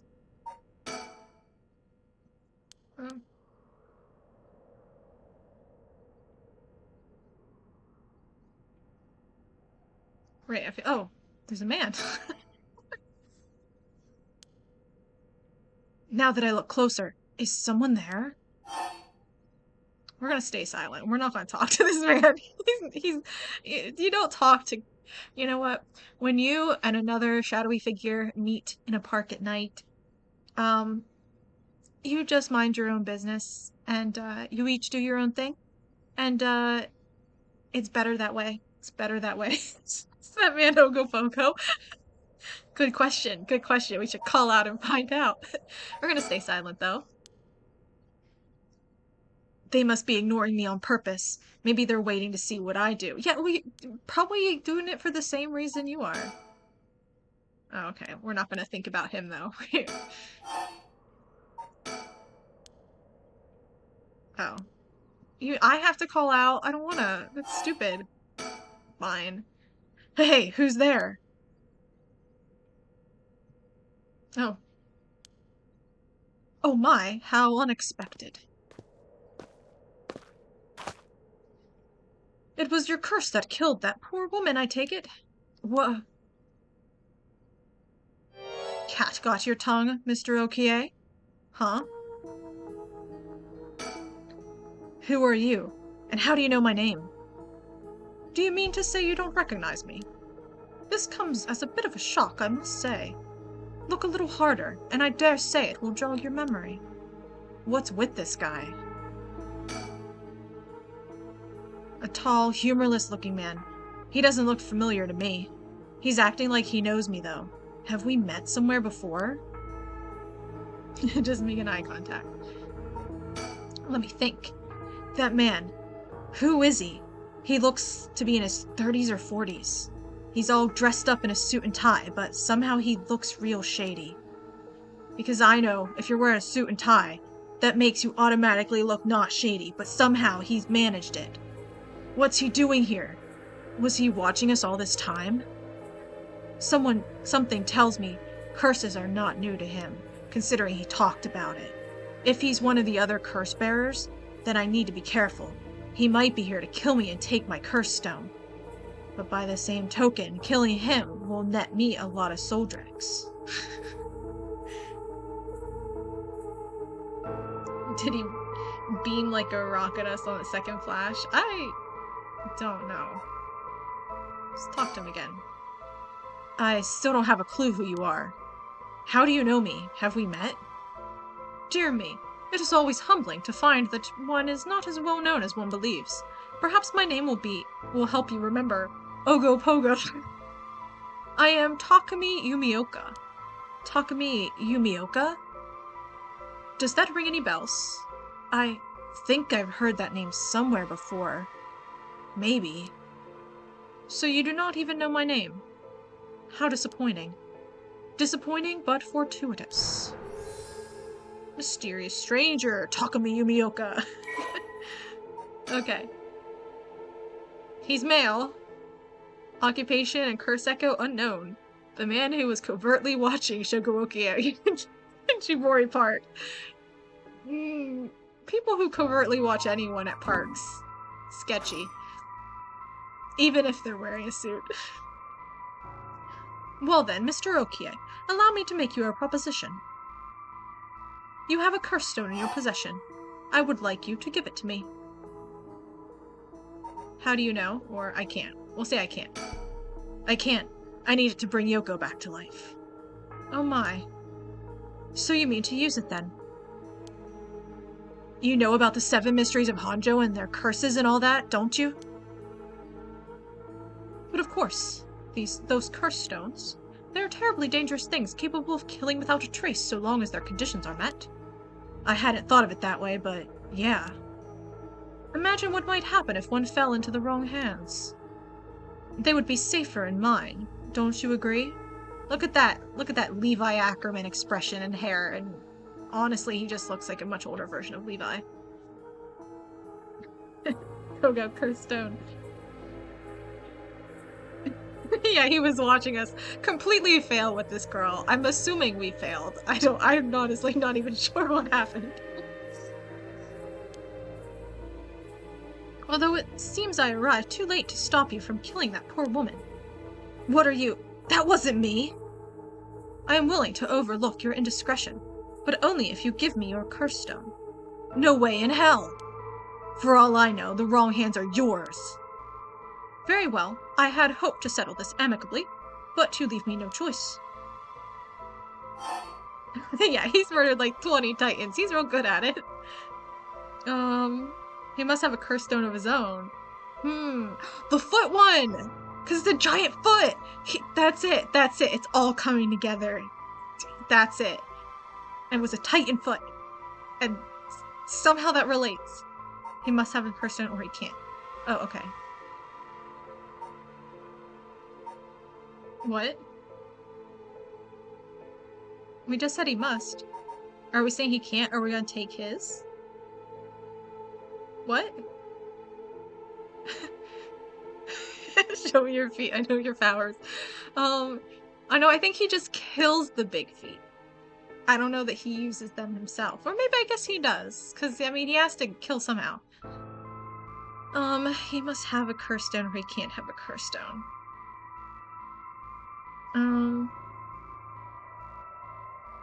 I'm just gonna say wait. I kind of want to click this one because I'm not sure where they're going with this and I want to click on it. And he's not talking like he has one. Yeah, it feels like he would use it on us. Like, it doesn't seem like he has one. I feel like he's working for someone who does, though. Like, he feels like the butler sort. You know? He can't have a curse stone. We're gonna say that. Yeah, he has to revive his... Everyone here is just trying to revive their dogs. There's no way he has a curse stone of his own. If he did, he wouldn't be so eager to get his hands on mine. He wants one of his own. They're that powerful and that dangerous. By the sounds of it, if I give him the chance, he'll try to take my curse stone by force. I have to keep him talking and figure out a way to get my curse out first. How can I get him to leave me behind?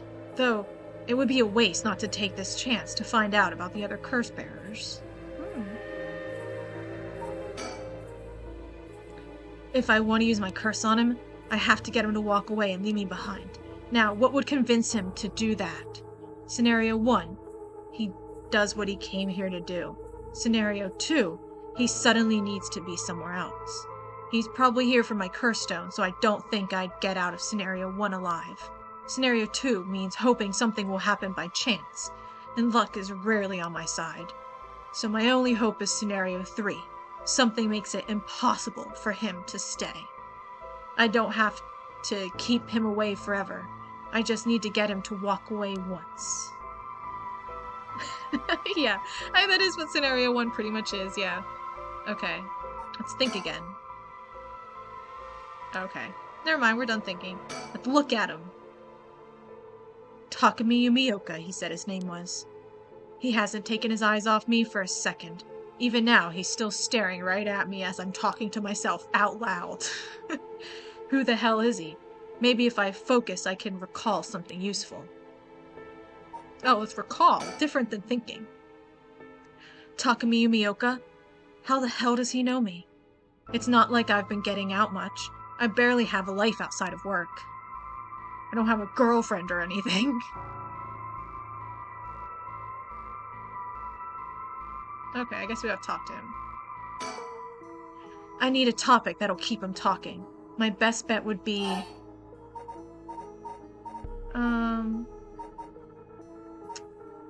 about my curse stone, about Yoko, or about him. I want to talk about Yoko. How do I know it wasn't you who killed Yoko with your curse? With the curse. Mr. Okie, if you are still hoping to trick me into revealing whether I possess a curse stone, I assure you, you cannot. It is your curse that it was responsible, Mr. Okie, no matter what you might tell yourself. That doesn't make any sense. I only found this after Yoko died. Oh? Don't play dumb. I know you're the one who did this.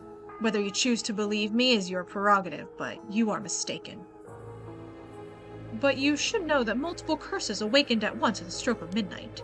There are many other curses in Honjo and many other curse bearers. Is it not premature of you to assume that I am the one responsible? Wait, so you're saying that at midnight, a bunch of other people became curse bearers? There's no point in continuing this conversation. For all I know, he could be telling me anything. Let's recall again. Nope.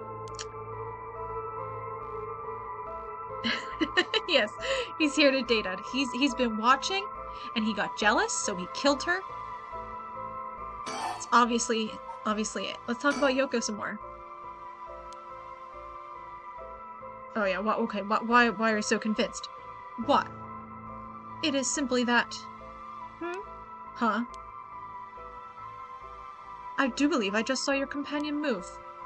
She what? You're trying to get me to leave you behind. Do we have the same curse? Yeah, that's why he was staring at us. Oh. Okay, we will look at her. Yoko? Wait, she doesn't look any different. We fell for it. Oh no.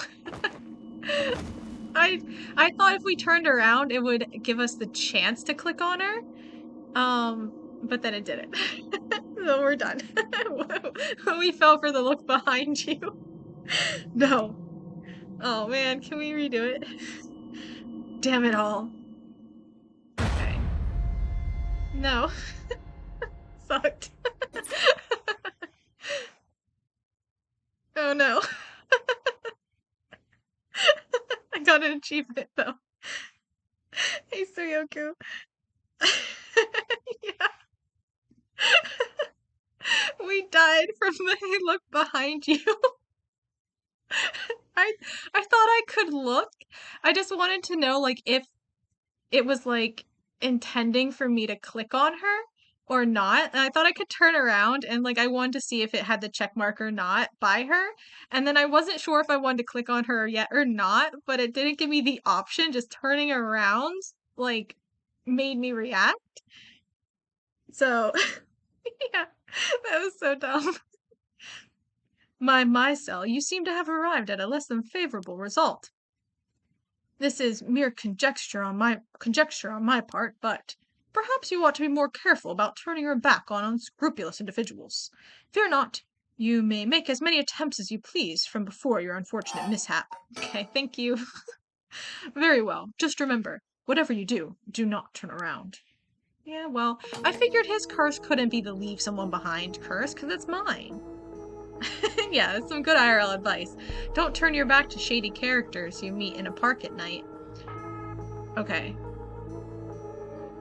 If I'm picking it up from before it turned around or not. Okay. Let's ask about Yoko again. Okay, I am. Okay, I was about to turn around and check, and I was like, I shouldn't do that again. It's a spooky van actually has candy. Yeah, what if it does though, you know? What are you doing? Should you not check on her? Okay, we're done about Yoko now. Let's talk about you, Takumi. Before I give you my curse stone, I want to know who you are. I need to know if I can trust you. What's not trustworthy about this face? A reasonable enough concern. Very well. I am an associate of the great sorcerer Sujin Gamioto. Sujin Gamioto? Indeed. You must have heard of him. I believe he was recently featured in a certain magazine. Your unfortunate companion there came seeking his counsel not a few days ago. It was from her that I learned your name. I thought she would have mentioned me to you, but it seems that was presumptuous in me. And when did this happen? Why, just 2 or 3 days ago. I just said that. Gotcha. Yeah, I'm not buying that. He knows I don't know who he is, so he's just trying to feed me a story. I've only known Yoko for a month, but she never mentioned going to see some mystic. But she did mention the article. Although it is Yoko we're talking about here, so it's hard to say for sure. We're underlings in the Mighty Wizard Gandalf, yeah. I hope that is enough to convince you that my hands are more than trustworthy. Just your hands, huh? Hands. Fishy. Okay. Let's talk about the other curse bearers, because he's here about my curse stone. We'll save that one for last. Talk about the other curse bearers. For each of the 7 mysteries, there's a curse and a curse bearer, right? Do you know who any of the others are? And what would you do with that information? Your intentions are nothing untoward, I hope. You know, watch out for him. Yeah, see, we just died, Takumi, so, like, we can't really trust you because, like, you did just kill us. Now, to be fair, we don't know if he killed us. Our back was turned, we didn't see it happen. Maybe some random stranger ran up and killed us, and Takumi tried to save us in a valiant effort because he wants to date us. But the person killed him too, maybe. Maybe it's one of the other curse bearers just popped out of nowhere, you know? They're actually watching over in the little playground. I mean, he may have killed us a little. It's possible. Yeah, 3rd guy, exactly. Exactly. Or whatever killed Yoko. I don't know. It is in the hearts of the selfish and insipid, of those who would be most tempted by the rite of resurrection, that the curses take root. And a curse's resentful memories impart a powerful urge to kill, as I am certain you are aware. Look, I haven't killed you, but you did kill me, so which one of us here is the curse bearer? You are a victim of circumstance, Mr. Okie, but your situation is exceedingly dangerous. You must relinquish your curse stone for your own benefit, before it is too late. Too late? It's already too late. There's no going back. All I can do is keep pressing forward. And if you're going to stand in my way, then I'll have to stop you. Am I going to take that as a threat, Mr. Okie? I would encourage you to exercise more discretion before you fall foul of a curse. Yeah, Heartsy's selfish and insipid. He's using big words. Very poetic words. I think he's flirting with us. Okay. About my curse stone. What do you want with my curse stone anyway? I intend to seal it away in a secure location so it may never be used again. I am certain that you, too, would rather be free of this burden. The power to kill without fear of consequences, in itself, a curse. There are many ne'er-do-wells in this world who could not resist the urge to use it, all the more so if promised the chance to resurrect the dead. You'll seal it away? How? I will put it in the care of a sorcerer who is well versed in supernatural matters. If I have gained your trust, I must ask you to hand me your curse stone. Okay, So, yeah, this ambulance is taking a long time. I said it would get here before the kids start showing up, but I'm not so sure anymore. Alright. So, I don't know if I can give him the curse stone. I'm not sure how the curse stones really work. If I give him the curse stone, am I still cursed? Like, basically, am I just extra soul dregs for the other curse bearers? That's what I want to know. Like, if I give up my curse to him, can I just forget this whole evening ever happened and go find myself a different bubbly occult girl? You know, like start getting on Tumblr to search a supernatural fandom a little bit. Like, you know, find all the Dean girls. Actually, no. Oops, I didn't want to do that. I want to check the menu. We are early season 1, season 2 Jared Padalecki right here. So we are a Sam. So we know what to look for on Tumblr. So like we're good. So I think we should just do that. However, I'm fine giving up my curse stone, but I don't want to be like up on someone else's person of interest list, you know? Because I don't want them killing me to get the extra soul dregs for their rite of resurrection. So, like, at that point, I might as well keep my curse stone if it's an all or nothing sort of thing. But if we go back to the normal amount of soul dregs, like, I'm fine giving it to this guy. Takumi can have it. Sam and Doctor Who, yeah. Yep, and Sherlock, yeah. Well, we only need the occult ones, though. We only need the occult ones. So, like, we can't guarantee that the Doctor Who girls are gonna be, or Sherlock, are, you know, are gonna. So we need just the super part of Super Who Lock. You know, that's what we're really looking for. The occult ones. We can also dabble in some Vampire Diaries, like a little bit. But, unfortunately for that, you know, we look more like a Stefan, and I don't know if we want the Stefan girls. So, you know, yeah. We gotta get through. Okay, well, we talked about everything. We've talked about everything with you, buddy. Can I turn around yet? Let's think. No. Oh, wait, that's it. We did it. My work. That's how he knows me. I've never actually met him, so it totally slipped my mind.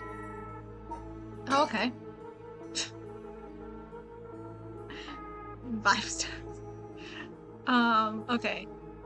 Male, secretary to the chairwoman of Hihaku Soaps. Okay, so maybe the chairwoman is the one he's collecting things for. The curse stones. She's the one who wants to use it. My boss. Awkward. Wait, he might have one, because it says it right here. We just don't know what it is. Yeah, you better walk. Honestly, yeah. We can just weird him out. I think that'll work. The man who was covertly watching Shogo Oki at Kinshibori Park. Takumi is the secretary to the chairwoman of Hihaku Soaps, a chemicals company headquartered in Sumida City. Takumi worships the company chairwoman, Natsui Yamamori. Oh, he's not into us, guys. He's into Natsui Yamamori, our boss. Ugh. Typical figures. And demonstrates his unwavering loyalty through his swift and exact execution of every task given to him, just as Natsui Yamamori continues to exert tremendous influence over the company since her retirement from the presidency, so too does Takumi continue to support her behind the scenes. Brave. Yamamori means mountain forest, right? Checking my Japanese. Japanese check. So too, retirement from the presidency, so does Takumi continue support from behind the scenes. Acting as Natsui's mouthpiece in this capacity has earned him the ire of the current president and the board of directors. Oh, okay, so I don't know who's in charge of the company. She's just chairwoman. She's not the president. So, like, she's... interesting. I'm not sure how this company is really laid out. Okay. Takumi knows the names and faces of not only all employees at the head of office, but also the temporary workers in their factories and warehouses, and even their main suppliers. Oh, that's so nice of Takumi, taking a real interest in all the small people, too. Yeah, we're wasting our time with him, though. Not interested in us. We need to find a different occult girlfriend. Are we gonna be her private Ogopogo? I mean, you know, maybe we should just wait and see what she's like. Maybe she's also a bubbly occult girl. You know? What do we know? Suijin, get me out of my ass. This guy thinks he can sell me anything. But I don't know if having figured that out helps me much right now. Oops. Okay, yeah. Let's think. Okay, we're done thinking. He works at Hihaku Soaps, just like me. He's a secretary to the chairwoman, Natsui Yamamori. No wonder I didn't recognize him. He's way above us lowly peons. I've only ever seen him at the company bulletins. But he knew who I was. Could he have memorized the names and faces of everyone at the company? That's what it says in my files. Bubbly just smokes 5 packs a day. Did he spell us? Well, he's not the scent creator, the scent artisan for the company. So it's good. It's good. Or it's not good because he didn't smell us and he doesn't like us. It's so sad. And that's one thing I did like about that manga as well. Is it took me a long time to pick it up because in the description reading it, I was like, I for some reason got the feeling since he creates the scents, it made it seem like he was her boss, and I don't like that like power imbalance situation. But it's not. They work in completely different departments, so it's cool and it doesn't have that problem.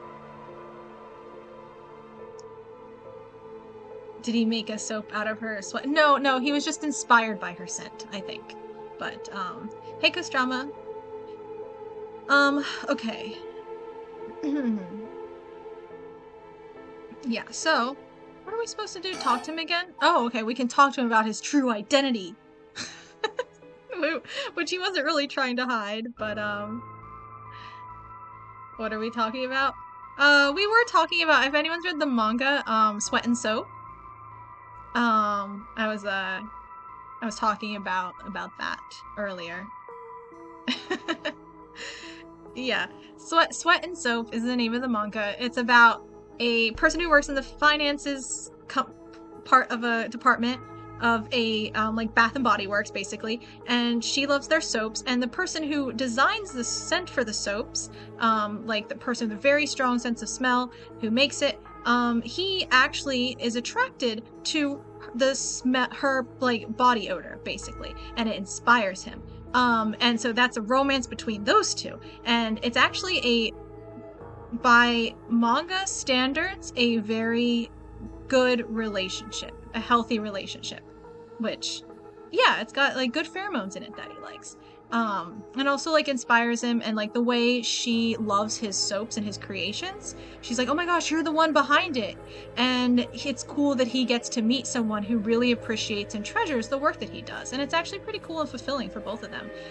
For her to be validated and for him, his work to be validated, kind of. So it's actually pretty cool. And I thought he was her boss when I read the description, but he's not. They work, like I said, completely different departments, so it's all good. Actually not bad, by manga standards. Not perfect, but not bad. with consent. He smells her with consent.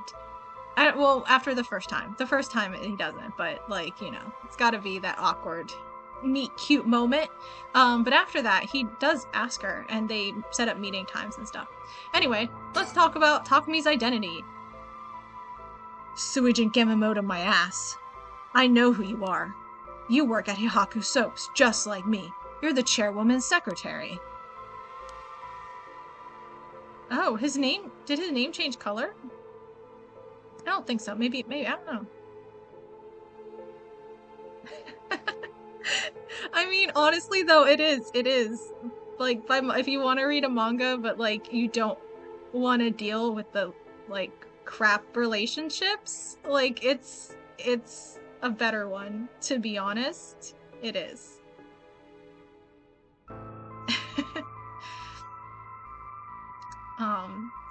Okay.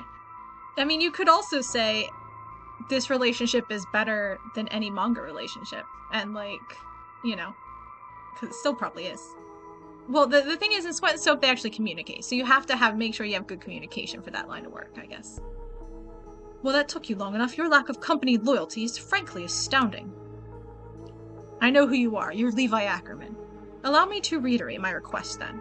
Not as a stranger, but as your superior. Hey, we're not at the office. You don't get to push me around like that. So tsundere. Yeah, exactly. I mean, that should work, right? Yeah, at least I'm not beating you right now. Yeah, I mean, honestly, that's how a lot of toxic relationships do work. Unfortunately. Either fired, give my boss my curse stone. But we're not at work. We don't have to do what he says. Why is our chairwoman's secretary even out looking for curse stones anyway? I refrain from revealing myself precisely to avoid such questions, but I suppose needs must. Jeez, his way of talking is like convoluted. Since the dawn of the Showa era, the land of Honjo has nurtured our company's growth and vice versa. It is our duty to ensure that curses do not take root in this land as we know as our home. I'm not sure I buy that. Like many things, it is not a matter that concerns the rank and file. The chairwoman has no desire to spread fear through our beloved company's birthplace. Now, if that is all, I must insist that you hand me your curse stone. I don't know if I buy that either. if they spoke to you. Yeah, honestly. Oh yeah, I wonder if her dog is dead. Yeah, you know what? Just go away. We're not at work. I don't need to talk to you. Right, probably shouldn't look at her. I'm still scared to go back and look at her. Oh, we talked about everything. Oh wait, we should think. Now we have an idea, huh? Automod at it again. I really should go in and check that. Wait, I've got it. I know how I can convince him to leave. Do we? Oh, we'll just convince him to leave. Why didn't I think of it before? Oh, crap. I totally forgot. What is it? Look behind you. Hand over the curse stone? Here's the question that I was having before, right? If tell him I love him and then he'll leave, of course. Okay. Do we still have the curse if we hand over the curse stone?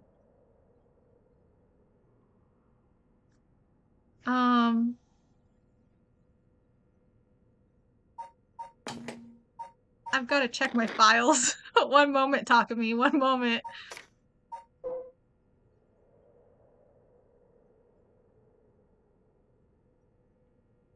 Okay.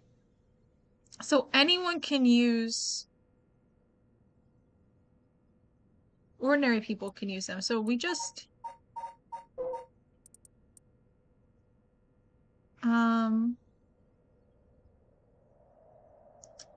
So we have the curse echo. Anyone who's curse bearer can see a curse. So the curse stone. I think I'm going to try it to see because I feel like I need to know this information. It'd be useful for later in the game.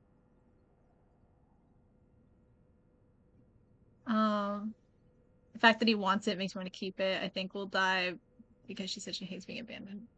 So if we abandon the stone, she'll kill us. Maybe, but it's literally just leaving behind though, because like I don't know if we abandon the stone, like because she's in us, right? Like we have the curse. We're the curse bearer, right? So no, but the thing is, we hand it over to him and he leaves, and then we use the curse on him because we just need to get him to turn his back to us and walk away, right? So is it ghost or bubbly occult girlfriend? No. No. I mean, it could be. She didn't seem very bubbly though. Curse bear. All right. Just make sure I save. You know what? The guy said I have unlimited tries. I mean, I can save too, but Okay. It'll just bring it back up to right here anyway, but we'll hand over the curse stone. I feel like this is one of the things. Oh, is it not even gonna let me? What am I thinking? If I give him the stone, it's all over.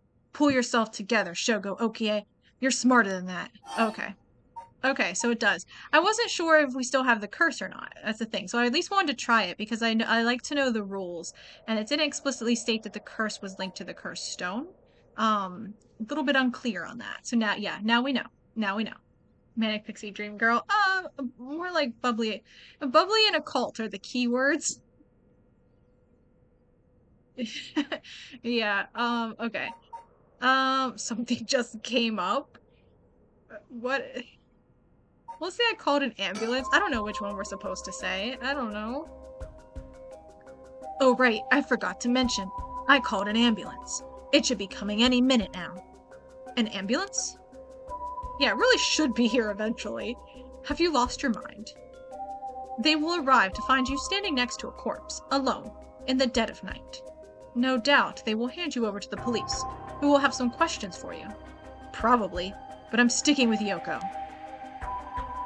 Unless you want to join me in an interrogation room, you'd better get out of here. You're telling the truth, I see. They are getting closer by the second. I cannot afford to be waylaid at this juncture. I fear I must take my leave. We can't use the curse yet. Sooner or later, I will return for your curse stone. I only hope you do not abuse it in the meantime. Man, I don't want to use the curse. Yeah, I forgot I called an ambulance. Just say that anytime. Just say you called an ambulance. Honestly, like, it does kind of give you that, like, oh man, an ambulance? I better get out of here. There's drama. Right now, yeah, I'm right next to my bubbly occult boyfriend. He's not so bubbly, though. I don't think we should kill him either. Now's the time! Well then, I bid you good evening. I'm gonna spare your life, okay? And then Takumi, you owe me. Yikes. Shogo Okie, you dare. I used it? I didn't press the button.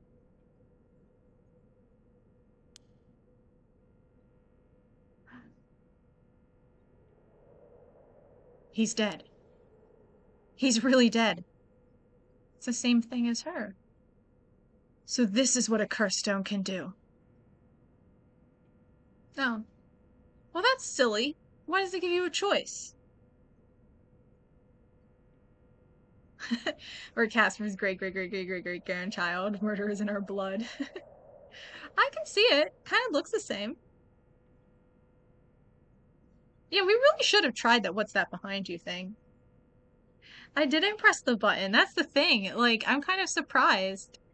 It feels like they shouldn't have given you the choice. Because, like, I didn't press it, but it happened anyway, and I'm just disappointed. Like, it should have just had, like, continuing dialogue. Like, and I'm really going now. I'm going. I won't talk to you again until I will.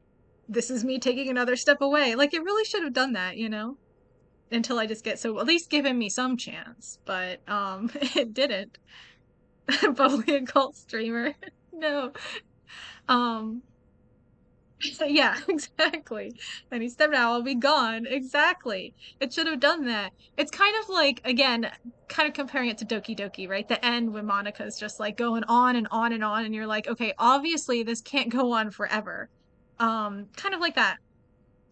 No, you hang up first. Yes, like that too. Um, because then I would like at least get the sense after like enough several of those that I'll be like, okay, the game really wants me to kill him. But instead, it just gave me the choice to either click the button or not click the button. And then I didn't click the button, but the button still happened anyway. Like, that's kind of dissatisfying. The cursed stone of the Whispering Canal has gained 1% soul dregs? What? 1%. So he definitely didn't have a curse stone, because that would make him a curse bearer.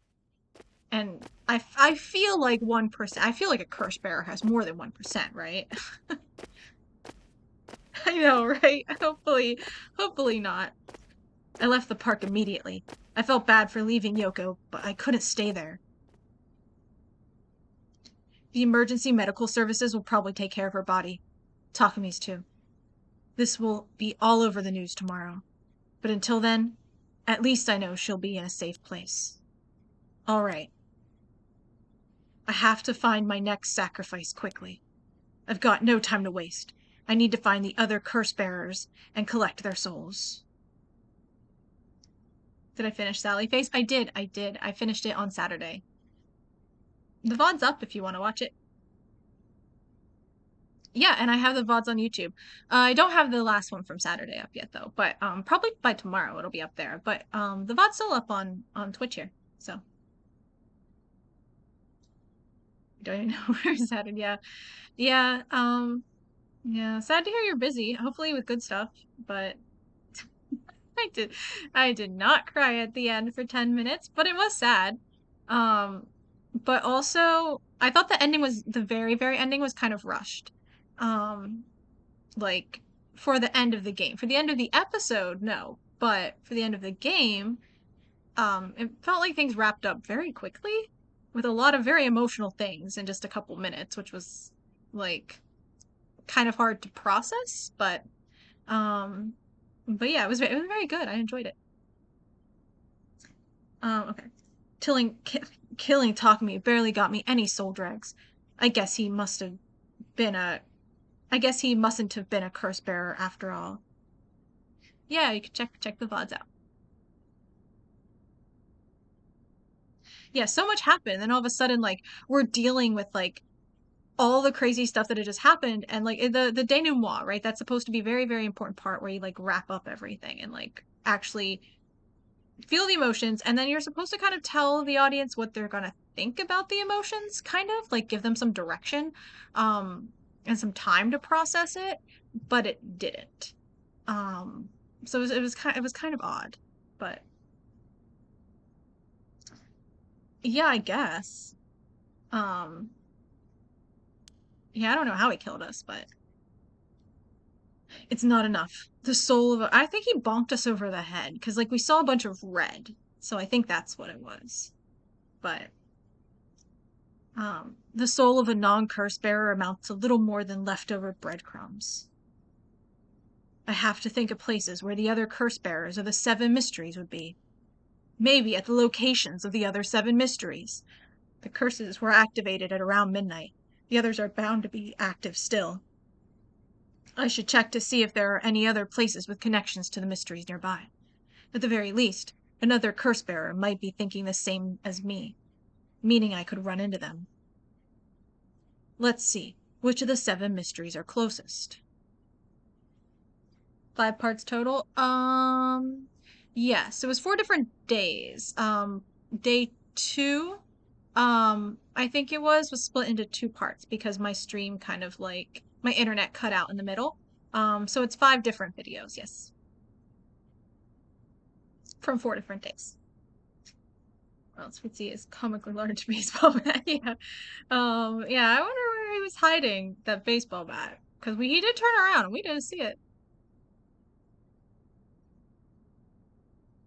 No, we did. The first stream was episodes 1 and 2, I believe. Um, I think we did 2 episodes of first stream. Um, okay, yeah. They'll probably be up. I think the four episodes are up now. No, 3 episodes are up. Okay, yeah, 1 through 3. 4 is uploaded. It's just not public yet because I need to put the descriptions and thumbnail and stuff in. And then I think 5 is up too, and I just haven't put that stuff in. But probably tomorrow. I've been doing a couple a day and stuff. So, yeah. So yeah, I'll have that up tomorrow. I only have a couple more VODs until I'm all caught up. Yeah. Um, it was a good game. I really enjoyed it. So hopefully you enjoy watching the VODs. I'm in the Kinshicho area right now. Okay. Okay, yeah, thanks for being here to support the live. I appreciate that. And I appreciate I like having you in chat too. So definitely prefer that as well. The haunting clappers are on the other side of Oyoko River, just over Shumoko Bridge. Okay. And we might do the haunting clappers. Best tell of 0 viewers right now. I know. It's so sad. No one's watching past me. The foot washing mansion and the ever burning lanterns are around South Warigasui Street past the train tracks up there. So we're what, over here? And further along Oyoko River, I'll find the beckoning light at Howanji Bridge. Those 3 places are the closest. I guess I should start there. Dramatic music. Dramatic look. Think. Okay, let's think for a second. I'll collect their curse bearers' souls before dawn and bring Yoko back to life. I should go to another location connected to the 7 mysteries of Honjo. Okay. Let's look at our items. We have a curse stone. Currently 1% filled with soul dregs. So sad. Someone threatens us with foot washing, we don't leave. Yeah, I don't know. Alright, so which one do we want to do? I think over here, do we want to do the clappers? Turkey, I know you probably want to do the clappers. This I think was the clappers. This is the foot washing, I think? Yeah. Oh, that's true. Are we 99% full of soul dregs? Or are we 1% full of soul dregs or 99% empty of soul dregs? It's a deep question. Considering we are on a mission to get more soul dregs, I feel like we're empty. 99% empty of soul dregs. Okay, I think this is where the clappers are.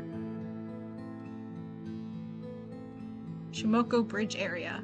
The Shumoko Bridge is supposedly where the bell from the haunting clapper story used to be. I wandered around here for a while, but I didn't see anything interesting.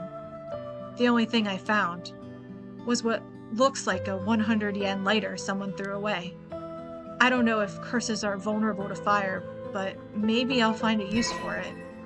Okay, we got a lighter. Worth about $1 for what that's worth.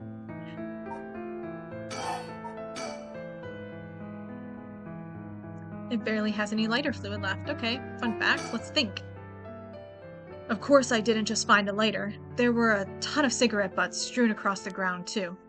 Seems like the place is well in need of some wooden clappers to warn about fire. Okay. Oh. Well, I guess we're done there. Okay, disappointing. Let's go here. There were 2 associated this place, right? Yeah, we should have just been clapping. Why didn't we clap? We're gonna clap that curse stone, yeah. Both the foot washing mansion and the ever-burning lantern are from this area. Those were pretty good ones. Not gonna lie, I like those ones. I think those are obviously foot washing mansion was 10 out of 10, but the lantern one, that was an 8 out of 10. So this is a very high average rating. This late at night, even a road as big as this one is silent as the grave. Is it just me, or is it oddly dark around here? Could this be? Oh, this one we can do things at. See, the game didn't like the clappers either. Okay, let's think for a minute. Could this be? Is this darkness the work of a curse? Have I already fulfilled its conditions to kill? Should I get out of here? Or should I stick around and figure out just what I'm dealing with? We should light something on fire. we fully ditched the tree mystery, yeah. I know it's past midnight, but it still seems oddly dark around here. And this feeling, it's the same as from before. Wow, someone watching you feeling? Maybe that thing is watching us? Okay. Hi. There's something over there. Is that a curse echo? A curse of the 7 mysteries given form. I knew it. There's a curse bearer around here. Hi, bro. Is that curse echo what's causing this darkness? It doesn't seem hostile. Is it trying to tell me to come closer? What should I do? Let's just observe. No, approaching it would be stupid. I'm not stupid. I should keep my distance. Yeah, are you natural or are you supernatural? Is the lantern the red light? I don't know. Start killing and... Yeah, I mean, that's the only way we can find out. We just need to kill things and see what happens. You know? Let's think for a minute. Decision time, what should I do? If I sit here like this, I risk fulfilling the conditions for that person's curse. It seems like I can still back out if I want, but do I want to? No, we're gonna go up and talk to this thing. I guess we're gonna get closer.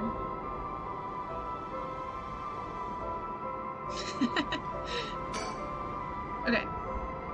Yeah, he might be stupid. We don't know. Nothing's gonna happen if I just sit and wait. Let's check it out.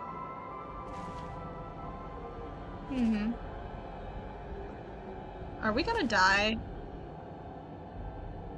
I'm getting death vibes. Darn it, now what?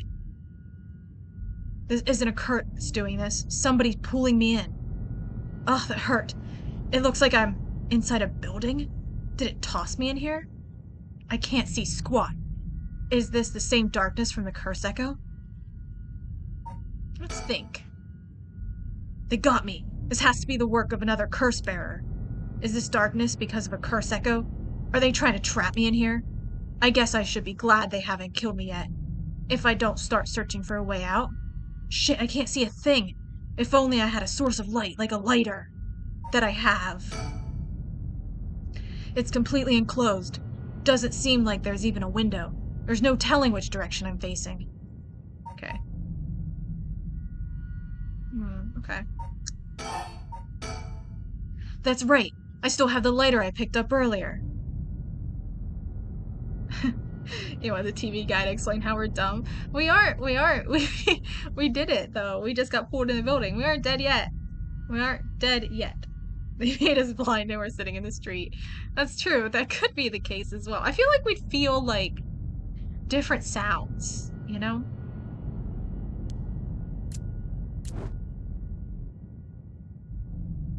Perfect. It works. Now I can make out my surroundings a bit better.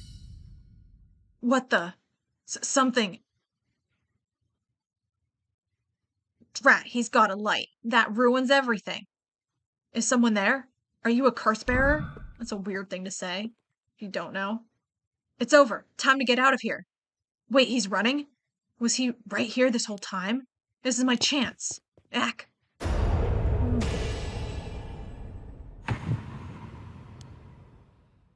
What? Why? Did we use our curse? I don't know. Hold on, I need a drink.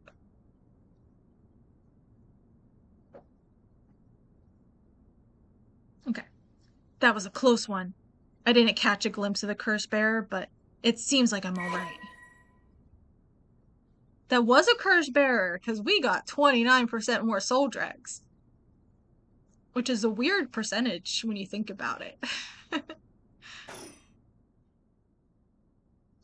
His curse must have had something to do with light and darkness. My guess would be the ever-burning lantern. So there's a connection between the 7 mysteries and the way their curses work. That might be useful to know. So, like... But how would he have killed us? What's his killing condition?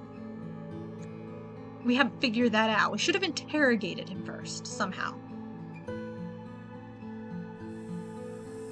Sign of a good harvest this year. I mean, that checks out. Checks out. Alright. Let's think.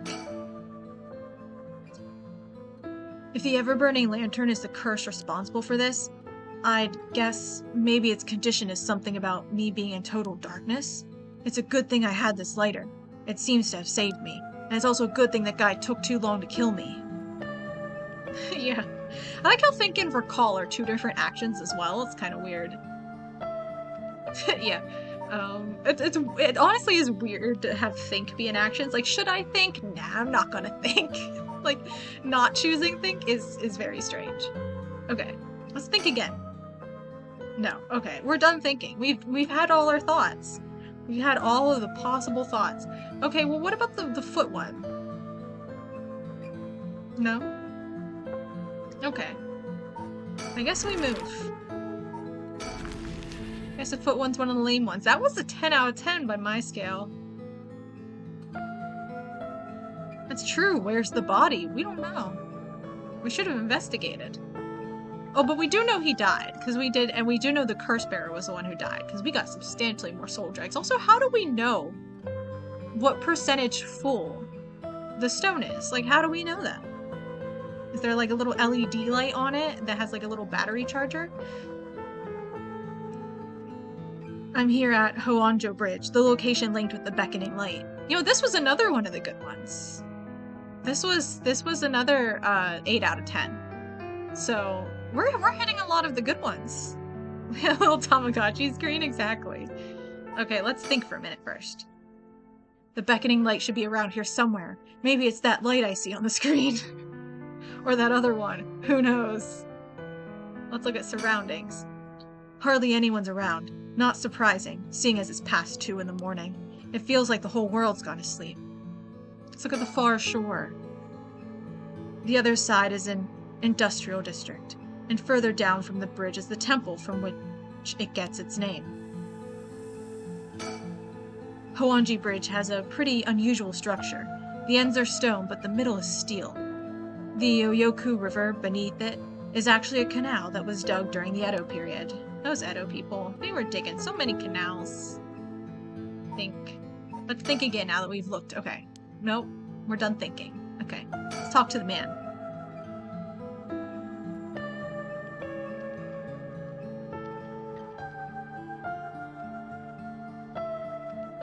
I mean, yeah, we are. Because we have, our stone is 30% full now, so.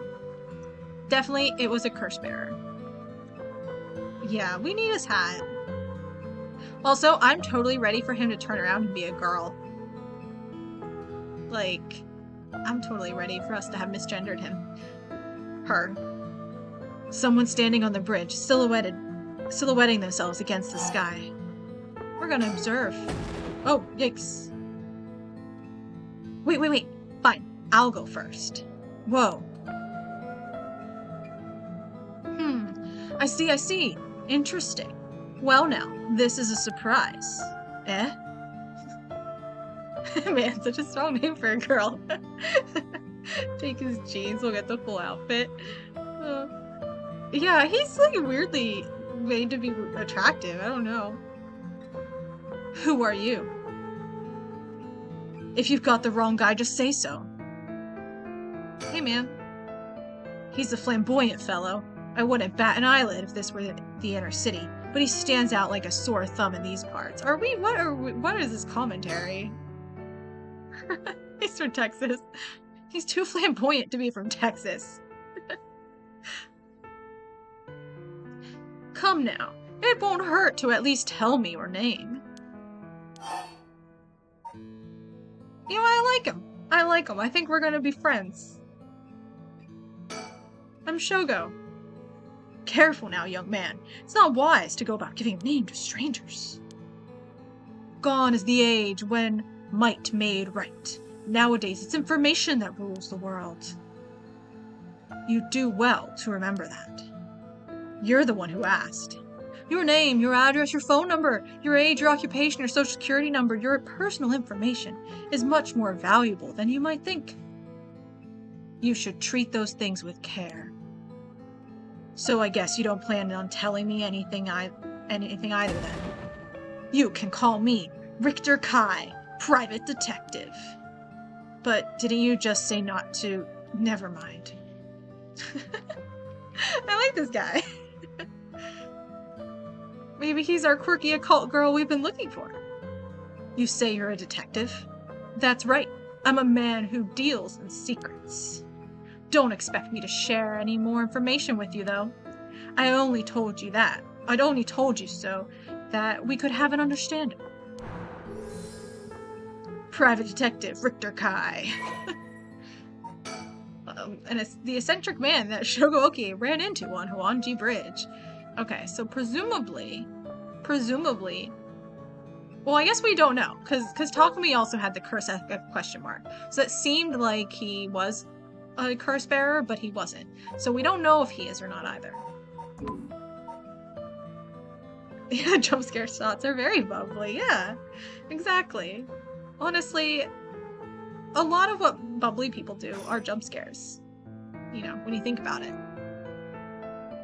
Let's think for a second. Detective dressed like that? He may look ridiculous, but he knows what he's doing. I don't want him finding out about me. I don't think he's a curse bearer, so I'm better off just leaving him alone. Someone that flamboyant can't be a curse bearer. Richter, I hardly know her, yeah. Okay, what's a detective doing around here? Working. And that's all I'll say about that. Maybe he is Texan. I could ask you the same thing, though. This seems like a strange place to stop. What brought you here? Why should I tell you I saw a strange man, or I'm looking for someone? This feels like a showdown. Yeah, you gotta watch out. Bubbly people can be real scary. Yeah, jump scare status bubbly. Yeah, exactly. I mean, bubbles are cute until they pop, you know? Okay, I'm looking for someone. Because this is like, hey, you're a strange man. Why should I tell you? A little too defensive. Like, I feel like we're not gonna get anywhere that way, you know? So I'm looking for someone. I'm looking for someone. A bubbly occult girl, maybe even. I'm looking for someone.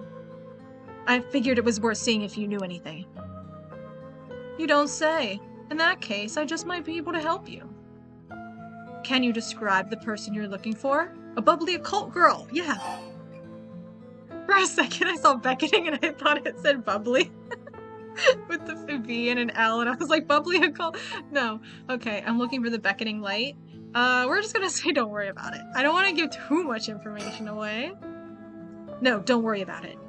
I think I'm in the wrong place anyway. If you ever need a hand, I'd be happy to help. It's all in a day's work for an investigator extraordinaire. Thanks, I'll try looking somewhere else for now. Really? Well, I'm sorry I couldn't be of any more help. Never mind. I still want to talk to you, though. Yeah, it's like the game is listening to me. So close, though. Ah, that's right. I meant to ask. Do you have a light on you? A light? You mean for cigarettes? Well, I've got this cheap one I picked up, but that's it. It's too cheap for the likes of you. It's not stylish enough. It's only worth $1. Oh no, this'll do nicely. Are you sure? Wait, did we just give him our lighter? Okay. Good. I was worried. I was like, we need our lighter. Who knows what else we need to burn? Is that code for our number? Maybe it is, because we do still have the lighter. Anyway, I should get back to work. Once you're gone, of course. Is there a reason I can't be here? Of course. My work is top secret. Okay. Let's think. It doesn't seem like he has anything to do with the curse bearers. I should move on. If he's been here for as long as he says, there's a good chance he's seen something. But I don't think it's worth asking. He seems like all kinds of trouble. Okay. I hope we see him at another location. My lighter's right here. Okay, alright. Oh, I'm gonna take a drink. Okay, I had to look around the area. I should head somewhere else now. Where to next? First, around Midoricho Park at the end of South Warigasui Street is the Taiko of Sugaru. Forget what that one was about. North of there is a school called Komagata High School at the location of the Fool's Procession. It should be around here. Okay. Good artist. Alright.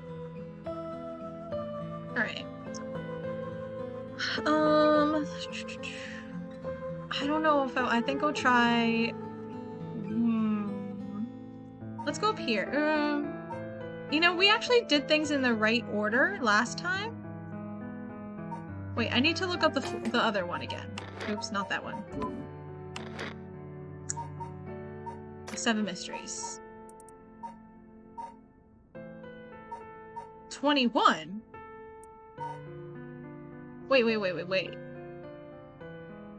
We don't have mystery number 1. And it goes all the way down to 21.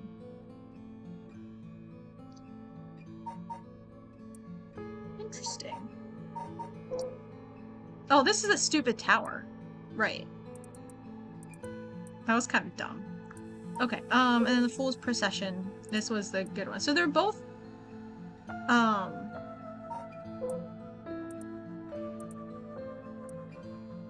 Alright, it didn't even tell us what this one was about. Walking in state, he heard, this was heard music. Okay.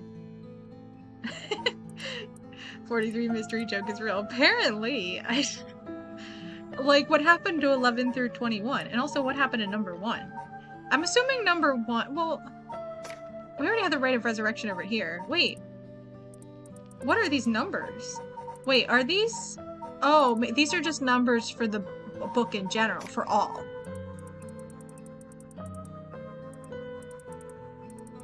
Okay. How to play is the first of the 7 mysteries. Okay. Alright, so this one we don't know much about. This one we have an idea about. So I want to go up to that one. This one is a little too unclear. But maybe because it's not like one of like the 7, right? It's like one of the extra ones. 1, 2, 3, 4, 5, 6, well, 7, 8, 9. Okay. So I would say this one is not one of the 7, and the evergreen one is not one of the 7, because like people are like, why is that even 1? And then this one, we don't know, like, it just has a bunch of speculation. Like, what's the mystery? So those are probably not the like canonical 7. So I wonder if I go to this one, if I'll get another item. The how to pause and save mystery, yeah. Okay. Alright, I want to go here first. This is our El Midoricho. It's like our park, our Spanish park. This is Midoricho Park. I don't know how to make it not sound Spanish. Location, we're just gonna say Midori Park because it's just gonna sound Spanish every time I say it. Location of the Taiko of Sugaru, one of the 7 mysteries. Huh? Someone's there. Okay, whoops. 2 men, one middle-aged and the other a young adult, talking to each other. There's a good chance that one of them could be a curse bearer. Midoricho?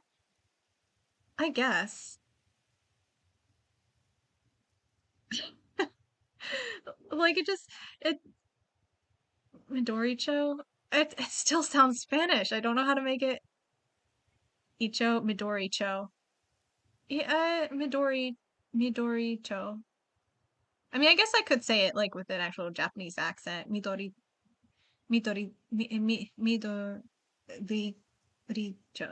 Yeah. Joe is Spanish. Joe. Well, I don't know how to make it not Midoricho. Midoricho. It's so hard to say. Okay, I'll try to scope things out without being spotted. I'll pick up their conversation from this distance. I'll have to focus in and watch them for a while, I think. If it looks like I'm being spotted, I'll quickly hide behind a tree to move out of line of sight. Okay. Oop. I'm out of line of sight! Oh, I didn't read what it said. What am I supposed to do again? No good. I can't see what they're doing if I stay hidden like this. Okay, fine. I was gonna go over there. Okay. No need to get ahead of ourselves. I bet we see something before the night is done.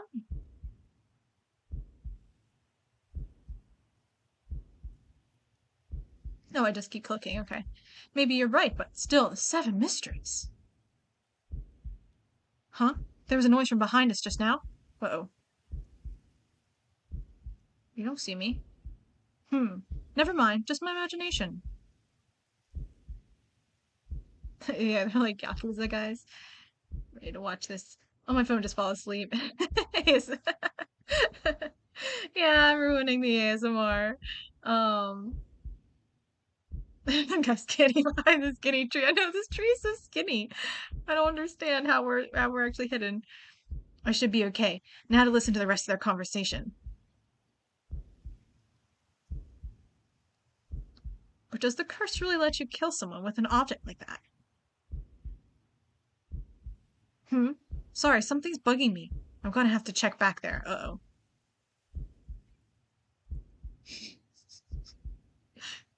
Huh, nothing. I guess this place is just keeping me on edge.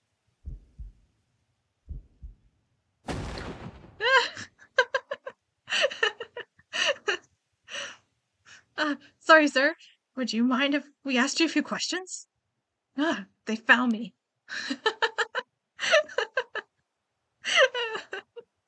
Oh, they got me. Oh, you two are police officers. People often say we don't look it. Sorry if we startled you.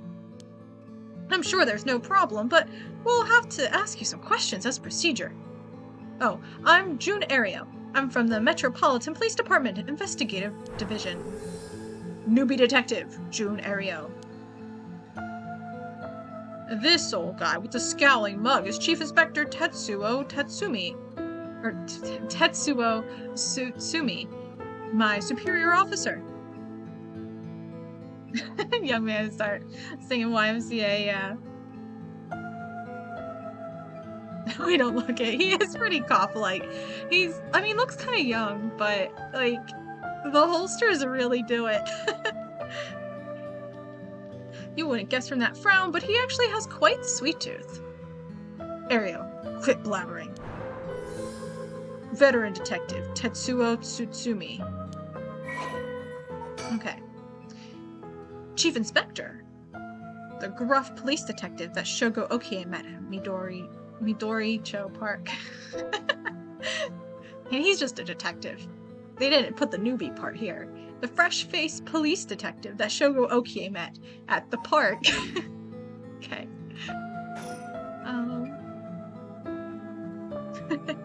Okay. Let's think for a minute before we say anything. Uh-oh, they're detectives. They're not investigating the corpse that was here, are they? No, I'm still fine anyway. It's not like a curse could show up as evidence in a police investigation. I can hardly believe how calm I am. I just need to keep a cool head and not panic. Okay.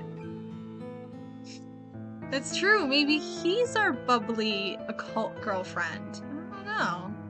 Let's look at him. Check him out. I always imagine detectives as blunt and aggressive, but I guess there are some pleasant ones too. Alright, let's look at this guy. He's as intimidating as I'd expect a veteran cop to be. First, that private detective, now police detectives? Why today of all days? Yeah, how about your luck, huh?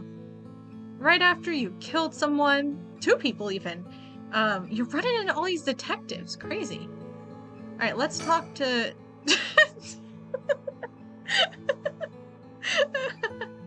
Okay, sorry. I don't know. Why is he doing that?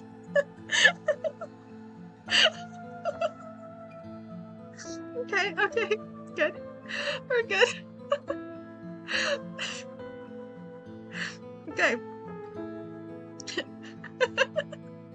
Now first, can you show me some ID with your name, address, and occupation? The shady detective guy, the flamboyant detective guy we just saw over at the other sketchy place, he told us not to give this information to everyone because it's bad, so like, I don't know. I'll be okay. I'm better off just going along with it. Just go along with it. Just accept it, Shogo. Wow, you work for Hihaki Soaps? I hear they've been raking it in lately. That true? I don't know much about that. I'm just a recent hire. People are loving that new hair product you have. I use it all the time myself. Oh my gosh, this is like the manga. Thank you for your patronage. Ario, you use hair products? Get with the times, boss. Guys nowadays, you all use these things. Isn't that right, Mr. Okie? Yeah, sure. We even make men's cosmetics now. That's so. What a time we live in. Sorry. Boss is the kind of caveman who thinks using only a bar of soap for all his washing makes him cool or something. I don't think that. I just don't care enough to use anything else. Actually, we do have all-in-one soaps for just that purpose. There are plenty of people like you. Huh. Hear that, Ario? That's what I'm talking about. You should put out more of those. Aren't you riled up? Okay. Good conversation, guys. Let's think about this. Which two of them? The bearer could be either one. Could the other already be aware that their friend has a curse stone? I feel like they said something about a curse while they were talking just now. If they were talking about a curse, here of all places, then it's highly likely they have something to do with the curse bearer. Either way, I'm gonna do it. If I'm gonna do it, I have to get them both. Leaving one alive would be too risky. Though I still don't know if I can use the curse on two people at once if they both leave at the same time. Yeah, it's true. We don't know. Give them our curse stone. I mean, you know, I still don't know why we're really doing this. It's not worth it for our cult girl. Yeah, the first couple people were a little rough. But our last guy was great, and so these guys. It's weird. It's like all the nice people are cops or something. Let's talk to you again. Anyway, Mr. Okie, what is it that you're doing here? Actually, I'm searching for the 7 mysteries. Awkward. Have you heard of the 7 mysteries of Honjo, Detective? Yeah, I've heard of them.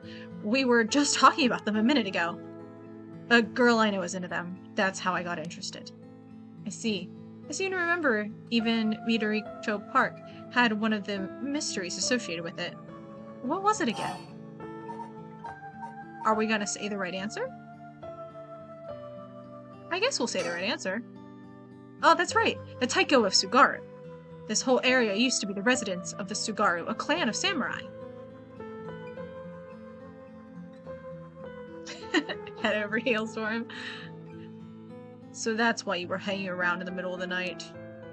Discover anything interesting? No, nothing. Though I admit I haven't been looking into these things too hard. Right. I think I understand your situation.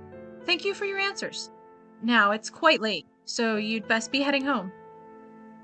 I don't think I'm done talking to you guys yet. Something wrong? You're free to go. Let's stay. Excuse me. Since you detectives are around, does that mean something happened around here? Well, we are investigators, so it is indeed related to a case. But don't worry, there's no threat to civilians whatsoever. We'll be here a while longer looking into things, but you can rest easy. That's a weird smile. A while longer, huh? That's not good. This may be my only chance. I see. Well, I'll be going now. Take care. We're done here. Go on home. Okay. I need to think. Imagine Sal trying to talk his way through this, yeah. Yeah, I mean, he could kill him with his special guitar. Or something. I don't know. Honestly, I'm not sure what he would do in this situation.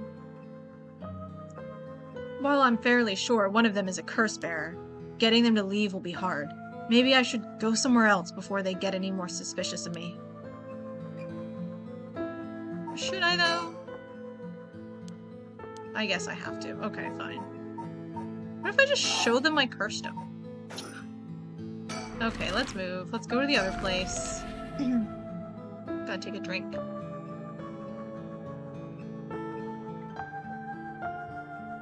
right. Here I am at Komagata High School. Let's see here. Ah, someone's there. Huh? Whoa, what the? Ouch. I'm so sorry. Are you okay? Yeah, I'm fine, but did you just climb over the school gate? Let's think about this for a minute. A student appearing suddenly at the location of the fool's possession late at night. Clearly something unusual is going on, and it involves a curse. I can't write it off as coincidence. I need to kill her. The school gate is closed, but climbing over it looks easy enough. This school is supposedly on the former site of a daimyo's residence where he encountered the fool's procession. It's now at the center of a quiet residential area. Komagata High School, a coeducational municipal high school with 632 attendees. Its name is commonly shortened to Koma High. Although it opened as Honjo First Middle School in 1943, subsequent revisions to its enrollment policy saw it change its name, becoming Komagata High School. The school strives to instill its students with the 3 S's of Sumida: sound morals, social responsibility, and strength of spirit. But success has been limited. Plagued by delinquency, it has been forced to turn to temporary employees to compensate for its high staff turnover, and its sports clubs face challenges with its inner-city location and small campus. Its traditional culture research club is thriving, however, even issuing regular bulletins in collaboration with a local records office. Interesting. You know what? I want to see a like Disney Channel movie about an inner city high school winning some competition, but I want it set in Tokyo. That's what I want to see. Okay, gymnasium. The large gymnasium looms suddenly over the grounds. It's even more imposing in the dark. Okay. School building. There's a lot of detailed things to click on here. I can see the main school building past the gate. Was the girl inside the school? I don't know. Maybe. Trees. Gym.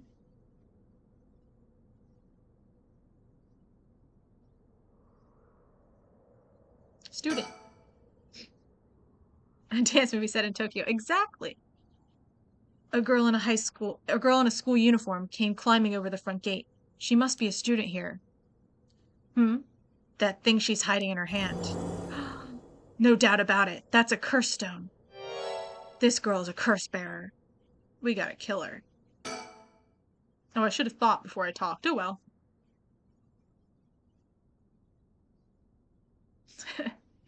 Yeah. Got the option turner back on someone really learned their lesson that one time. Yep. that's really the I mean, maybe we've just been making right options, you know? Who knows? What's going on? Why are you at school this late? Well, I'm really sorry. I'm in a big hurry right now, so I gotta go. Hey, wait. Yeah, I use the curse anyway. It doesn't really give me a choice. Huh? A curse? Why? It can't be. Mia, I'm sorry. Okay. Yikes.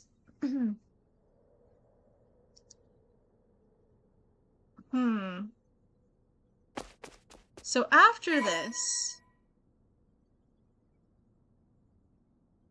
that was only 6% soul dregs. Why did she have less soul dregs than the other guy? Yeah, I gotta stop doing this. Pretty soon I'm gonna have to, like, reenact Death Note or something. I'll be turning on the news to hear them talk about Kira and all these killings with the liquid coming out of their faces. Maybe they're sexist? Maybe. I don't know. Well, I mean, we don't even... Oh, it was a guy. A man's voice, at least. The last guy we killed. I killed her. Yes. I got a curse bearer. This is working. I just have to keep it up. This is the second curse bearer we killed. What's his deal? How many more do I need? 1? 2? I have no idea. I thought they'd all have the same amount of soul dregs in them. Apparently they don't. Yeah, Japan is fairly sexist, so wouldn't be surprising. But it could also, maybe because she's younger. Maybe she hasn't acquired enough soul yet, you know? Maybe the other guy was old. We don't know who the other guy was. We couldn't see him. So who knows, really? Alright, on to the next one. First, the one-sided reed by Ryogoku Bridge. Then the evergreen beach at the former Yasuda Gardens along the Sumida River. Finally, Sumida River. Okay. Alright.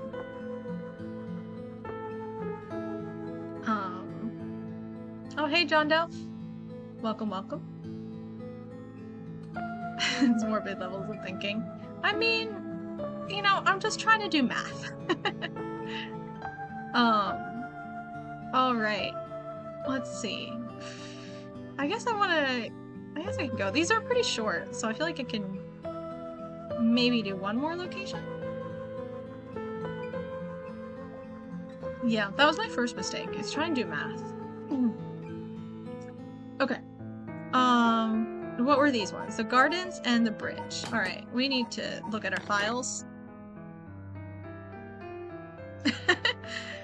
20% soul? That's a lot. This high school girl only had 6% soul. Okay. Or maybe I guess she has like 20% of the soul of someone else. Well, the other guy had 29% soul. That's so weird. And they're soul bearers. But I guess it's percentage of total soul that they'll require in their life. Not compared to someone else, but compared to their own number of how much soul, of their soul they I don't know. I don't know soul math. Okay. 7 mysteries. So which, well, obviously not that one. This one we just did. The beckoning light, we've done that one. Alright, one-sided reed. And then, oh, the beach was the, okay. Do we want to go to the beach tree? I kind of want to go to the beach tree. Can I go back to that one place with the detectives? I want to go back there. No, okay. I can zoom out for unknown reasons. Okay. Let's go to the beach tree. That one was dumb, so I want to see it. Why did that one on the menu have it? Oh, the yeah, I don't know. I don't know. This? It like changes every couple, like changes it. I don't know what that code is. I might be doxing myself for all I know. I have no idea. No idea. Is this a code I should be hiding? I don't know. Anyway. The robot jump scare. Right, right. For any bots watching, it'll just freak out. Okay. The former Yasuda Gardens. There was some kind of incident here recently, so the entrance was closed off. But it was easy enough to sneak in since there are no guards this time of night. However, you know, I realized we were talking, I was like, math has come up before, and it is the 7 mysteries. Because there's definitely more than 7 of them. So, this whole mystery stuff, it just doesn't care about math. Soul dregs, math, doesn't care. Doesn't care. Okay, let's look at our surroundings. It feels weird being in these magnificent gardens after hours. There's not a visitor or groundskeeper in sight. The Ryogoku Public Hall is also on the grounds. Its eye-catching structure makes this place feel even more otherworldly. Okay. Former Yasuda Gardens, a lush green park administered by Sumida City. As is common in traditional Japanese gardens, its large central pond is shaped like the character for heart. The paths that crisscross its grounds, lined with stone lanterns, are perfect for strolling while appreciating the foliage or birdwatching. The gardens once pulled in water from Sumida River, so that its pond would ebb and flow with the tide, a novelty in Edo, which had begun filling in the bay to support its expansion. But the practice has been discontinued in modern times due to flood prevention measures. Okay, fun facts. Yeah, the seventh mystery is how many mysteries are in 7 mysteries. Actually, the 7th mystery is just math. Math is a mystery. Okay. Let's think first before we get too far. The question is, what do I do about this? Oh, okay. Well, good thinking. Good thinking. Yeah. And of course we know the first The first mystery is how to play. Hmm. You need to find the tree. Oh. These jump scare people are like a bit much. So, have you decided what you're going to do? With your oh so precious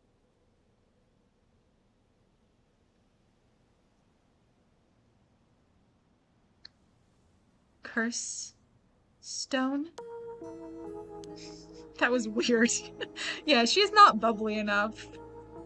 Look at those lips. Nowhere near that other detective guy's lips. That police officer, he had way bubblier lips than you. As soon as I snuck into the gardens, a woman inside called out from behind me. She didn't, though. We literally turned around, but it's fine. I've been waiting for you. I have a curse stone. Her sudden proclamation had me at a loss for words, so the woman continued. She sounds like someone who's already killed some people. I have you in a position where I can use my curse on you whenever I please. If you hand over your curse stone, I will at least spare your life. Yeah, she has sunken eyes. She needs sleep. Yep. Because we're not moving. In that moment, all I could squeeze out in reply was, let me think about it. Huh. Which brings us to now. Flashback, I guess. What? Weird way to tell that story, but okay. Alright. Let me think about this. Damn it. Did I expose myself somehow? Maybe it's because I was at one of these locations in the middle of the night when no one else would normally be here. I've been going to these places and assuming everyone I saw had curse stones, so it's only natural that she also make that assumption, but there's no way she could be as smart as me. She said she can use her curse on me anytime. I guess I've already fulfilled its conditions. It could be a bluff, but since she seems to have information on me, it's probably true. I can't hand over my curse stone. I need to figure out how her curse is activated and find a way out of here. For now, maybe I can get some information by talking about something that'd catch her interest. I gotta catch her interest? I have no idea who she is or what she's interested in. How am I supposed to know? Let's look at her. A woman in her 30s. She has a refined air about her, like she was brought up in a family of high social standing. But I also sense a shadow hanging over her. Maybe she needs sleep. I wonder if it has to do with this place. Alright, so I wasn't done looking around yet. Before she rudely interrupted me. Okay, I guess I am done looking around. Let's talk. Don't tell me you still haven't made up your mind. Such an indecisive man. Wait, I might hand over my curse stone, depending on certain things. Will you hear me out for a moment? Turning on back on her, bold move. I don't know. We don't know what her. Apparently, we've already fulfilled her condition. Though I have a feeling she's bluffing, but indecisive man. No need to repeat yourself. Good one. Sure, go on. I'm gonna introduce myself. Yeah, hi. If we're going to talk, we should get to know each other better. My name is Shogo. Stop. See, that jumped right ahead when she said stop. It didn't even let me click. It just did it. Huh? Let's not do that, alright? If I know your name, I might start to feel sorry for you. Will you, huh? Well, let's continue. My name is Shogo, okay? And have a harder time killing you. You would? Don't you think? I don't know. 7. Is that how many people you've killed? Or are you just doing math? What if I just tell you my name? What if you just tell me your name? Why? Well, I need to call you something. Then call me ma'am. Huh? Alright, ma'am. Yes? What is it? Shoko, I like bubbly occult girls and fries. Have a wife and kids. I love life. Oh god, please don't kill me. I feel like that one wouldn't really convince her. I have a feeling that nothing's gonna convince her. I feel she's already killed. I feel that 7 is how many people she's killed, maybe. I mean, who knows how many mysteries there are. Yes? What is it? This is bad. She's completely running the show here. Oh, she's counting down. Got it. 6. Oh, should I just go all in on introduce myself? Not gonna at least try. Yeah, I mean, you know. Well, we don't have time to beg. We're gonna zoom in on her face. We're leaning in really close to try and freak her out so she runs away. And then we can use our curse. I've had enough. 2 curse bearers. Shouldn't be carrying on like this. 5. Oh, I can't do that anymore. Okay, fine. If you take my curse stone, what are you going to do with it? With your curse stone? It's brimming with soul dregs, isn't it? No, we only have 36%. Personal space, what's that? Yeah, if you spare my life, I might just punch you. Or, like, you know, kill you or something. Automod hates kiss. Might kiss her. That too. Well, we won't, because we like bubbly occult girls, so. Bot keeps not sending your message. Oh, I'm sorry. Are you trying to say kiss? Apparently Turkey's having trouble with that too. I need to have a chat with Automod. Tomorrow I need to put up the rest of the VODs on YouTube and have a chat with Automod because, like, this is a problem. Yeah, we should try and kiss her and then she'll run away. And yeah, exactly. It's already killed so many, no? Look, we've only killed 3 people, and one of them only had 1% souls, so how does she know so much? It literally is 36%. It's not brimming. She doesn't know so much. She doesn't know anything. I'd like to avoid such crude methods myself. 4. Let's think. What condition have I fulfilled since the moment I stepped foot in here? Something that I'm still doing even now. Think. What could it be? Maybe something I have on me? If I suddenly strip naked on the spot, I just might be able to avoid her curse. What? Kiss candy works. Yep. No, that would be taking too long. She'd probably kill me before I even got my shirt off. Plus, I'd look like a creep. Okay. The other possibility is that condition has to do with the location we're in. If being here is what activates the curse of the Evergreen Beach, then I'll continue to meet that condition as long as I'm here. In which case, there's no escape. She'd activate her curse before I ever got away from the gardens. I'm sure I'd recognize it after setting it off, but it's not like I'd get to do things over.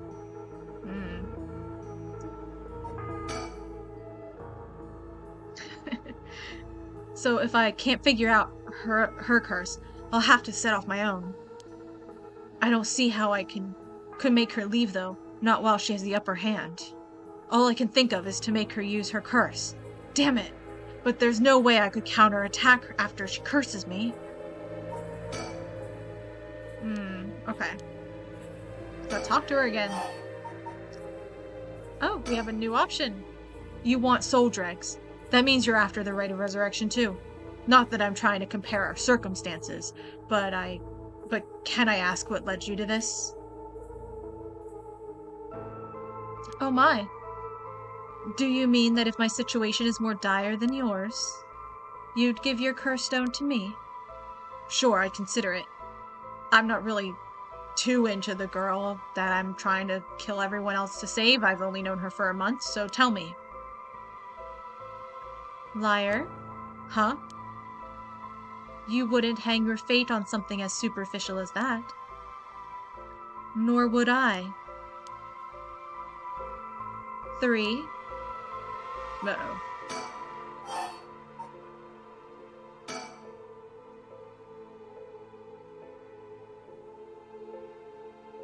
What is this?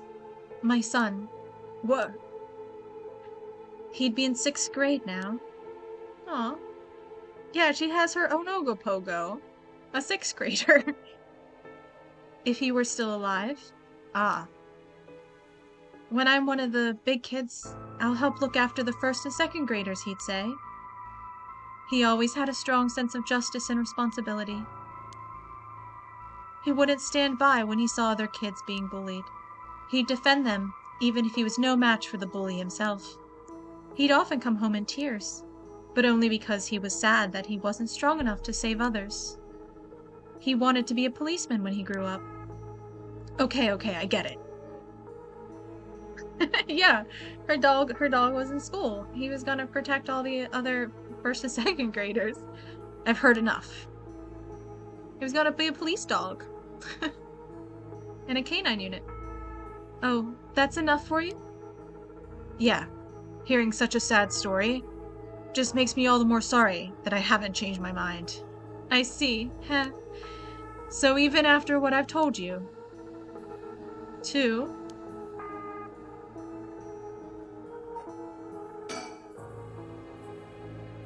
Okay. Just need to do some thinking just to make sure I didn't have any new thoughts. Okay. You still won't hand it over. 1. Yikes. Okay. Can you take soul dregs from other curse-bearer stones and add them to your own? Who knows? But you have to admit it's worth trying. So basically, you want soul dregs, but you steal the ones others have gathered because you don't want to get your own hands dirty. You're half right.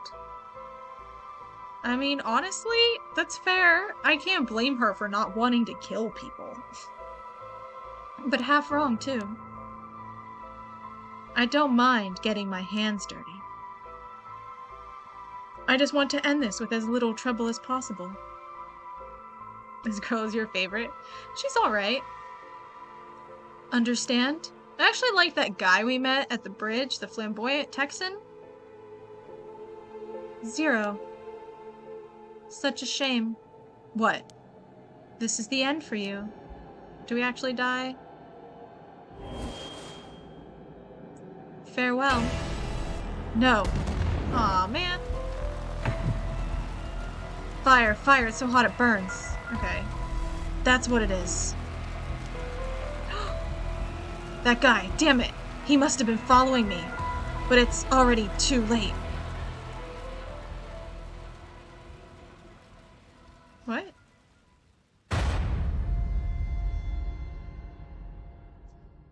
Huh. Okay, well, we got an achievement. You seem to have arrived at a less than favorable result. It was not in vain, however, as you finally realized how the curse is activated. Fear not, you may make as many attempts as you please from the conversation with the lady.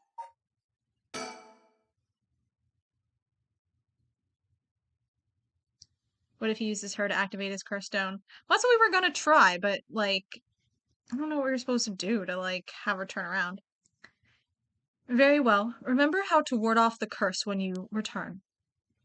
But bear in mind, Shogo Okie has no way of realizing it himself, so you must react for him. Okay. So what was it?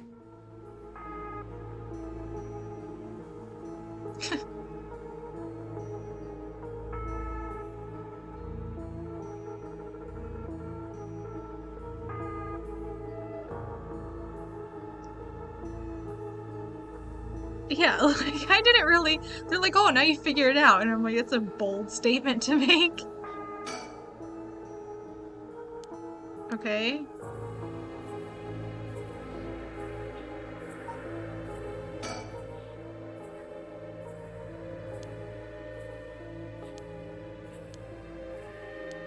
Okay.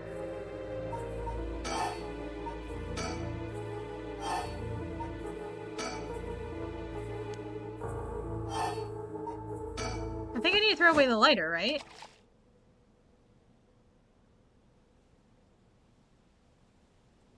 I'm not sure why, but here goes nothing. Hmm? What did you just... Why? Why throw your lighter away all of a sudden? Huh? Well, I just kind of felt like it. How? Why is she losing it all of a sudden? Could that lighter have been what fulfilled the condition of her curse? It was because I guess someone must have burned the tree, probably. And,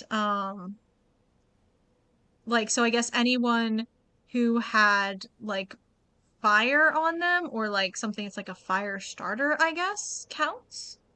But how did she know that I had a lighter on me? Is the thing. You know?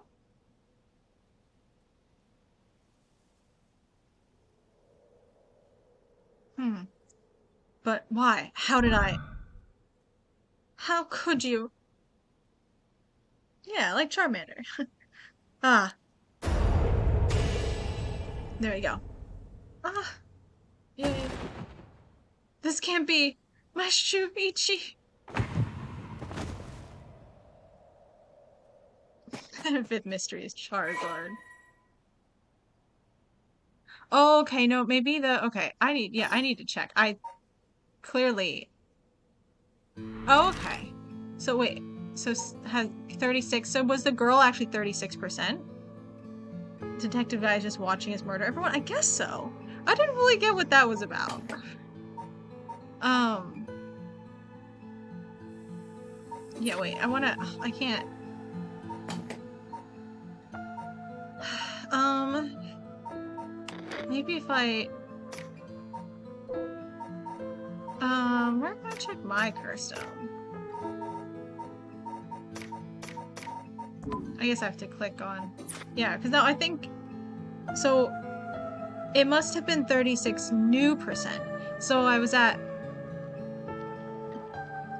31% maybe? After killing the second guy. Then at 67% after killing the girl. And then that's 20% more, 25%. So that would be, I'm at 92% now?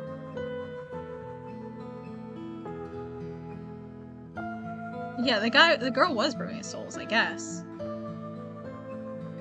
Killed her before he showed up and I got away. I don't even do anything. It's so easy. I don't even have to press the button. It just happens naturally. I really do wish the game, like, made you do it. Like, that's the thing about Sally Face, is that, like, it made me go around and press the button to kill all of those people. But here, like, I don't do anything. Like, there is the curse button up above that I could press, but I don't, and it still happens anyway. Like, not too exciting. Oh yeah, spoiler. Well, I didn't tell you who I was playing as. I played as a bunch of different people in Sally Face, so who knows? Who knows?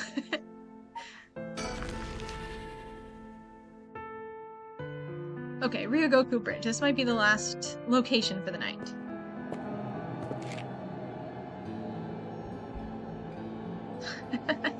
Yeah, I don't remember. I must have just blacked out and just smashed curse over and over again. Hey, a quick question for you. What the? Sorry, this is so sudden, but I've got to ask. You don't mind, do you? Are you a curse bearer? What? Ooh. Yikes, you have some floating legs back there. It was a power coma. Yup. Exactly. Wizard people reference. I wish I had a more active hand in it, 7 out of 10. I wish I had a choice in it. That's the thing. Even if the game makes me make that choice, I'd still prefer to have that choice. An illusion of choice. Yeah, floating thighs. Okay. Let's think for a minute.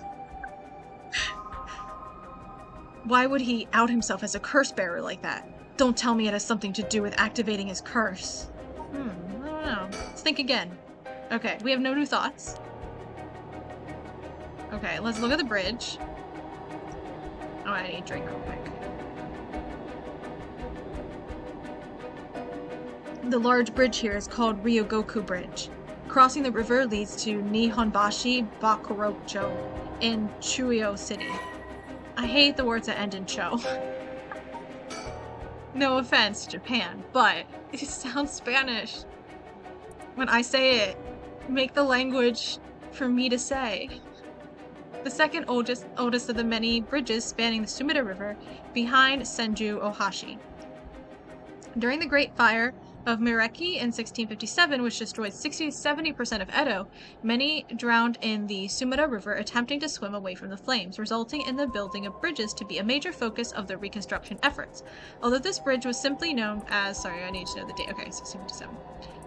Although this bridge was simply known as Ohashi, or Great Bridge, when it was first erected, the people of Edo took to calling it Ryogoku Bridge, or Two Nations Bridge, due to its location between the provinces of Musashi and Shimosa, and this eventually became its official name.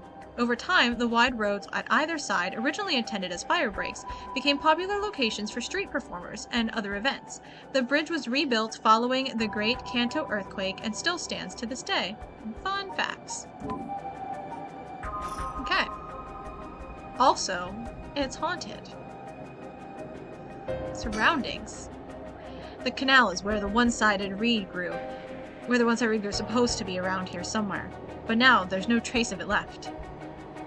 I forget, I think this was this an 8 out of 10? Ooh, there's a girl here.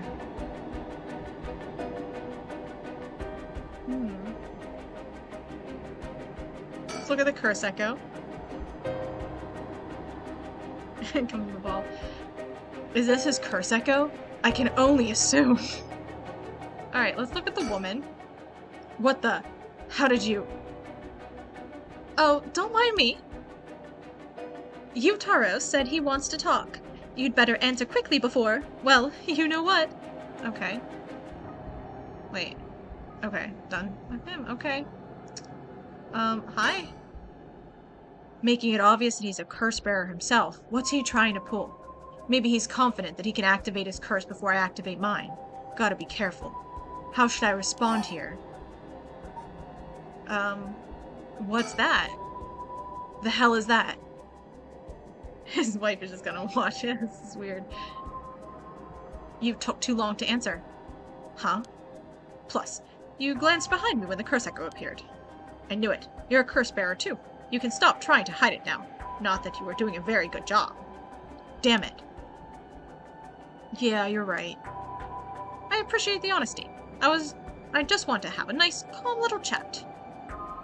The name's Yutaro Namagaki. My curse echo is the foot-washing mansion. Really? What are you doing here at the bridge? Have you already killed the one-sided reed? Young curse bearer, Yutaro Namagaki. All the other people we've talked to had actual careers. Oh, okay. He's a university student. Alright. This is good to know, I guess. He didn't hide it. Okay, cool. Good to know. Who's the other lady you're with? Is she your bubbly occult girlfriend? Where can I find one for me? A chat? Hey chat, he's talking about you. I'm not going to curse first and ask questions later, just because we're both curse bearers. I've got a little more class than that. I hope you're smart enough to extend me the same courtesy. Say nothing, I like it. Oh, I didn't hear your answer. You weren't thinking about whether you can set off your curse before I can activate mine now, are you? I see. That's too bad. If you didn't feel like talking, then you leave me no choice. I even gave you a chance to come out of this alive. Real shame you're just gonna waste it. What are you? What the? Is this the voice of the curse echo? Among the 7 mysteries, the resentful memory of the foot-washing mansion is particularly strong. You can't block it out by plugging your ears. As soon as you hear the voice of my curse echo, it's the end for you. Damn it. Yeah, well, I don't know. No, she didn't seem too bubbly. Okay, so we died. Don't really know how we should have seen it, but okay. That's what you said last time, buddy. Privilege your part, but you have a way to evade curses that no one else is capable of, do you not? Fear not. You may make as many attempts as you like. Okay. Try again. Ward off the curse.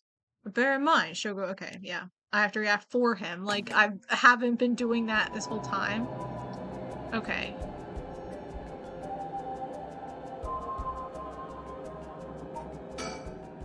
Oh, I guess it doesn't matter. I'm thinking. He's not gonna know, so I can't think. Why did feet talk?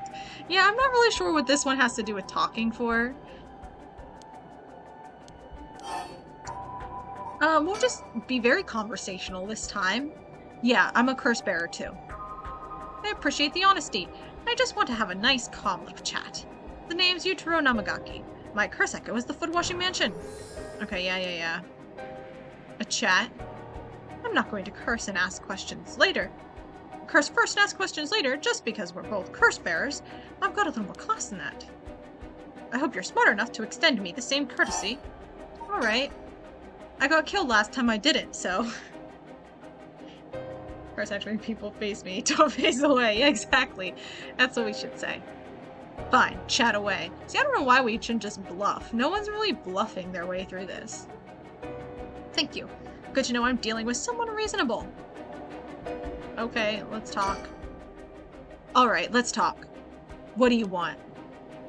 Right, I'll cut straight to the chase. Will you join forces with me? It's that one TikTok audio. Join forces? To gather soul dregs? Yep, you're using your curse because there's someone you want to resurrect too, right? In that case, it'd be more effective for the two of us to work together than to do it all yourself. Think about it. We could split the work and we'd have two kinds of curses at our disposal. Working together? I hadn't thought about that before. Can the soul dregs in one curse stone be moved to another? That's a fundamental requirement for this to work. Well, we'll have to test it. But I can't do that alone either. I see. Fine. Shall we work together? I'm gonna be the most conversational possible, you know? Because not doing it is what got us killed, so... Yeah, I mean, we don't get his dregs, though. I mean, we get his personal soul dregs, but not the ones that are stored in his stone. I don't think. Anyway. Unclear, but, Alright. Alright then, if working together helps us both get what we want, maybe it's not a bad idea. Thanks. Glad to be dealing with someone who can think things through rationally. But there's something I need to know in advance. Tell me, how many soul dregs do you have right now? Right. I have some, of course. I am more than competent after all. I'm asking you, how many?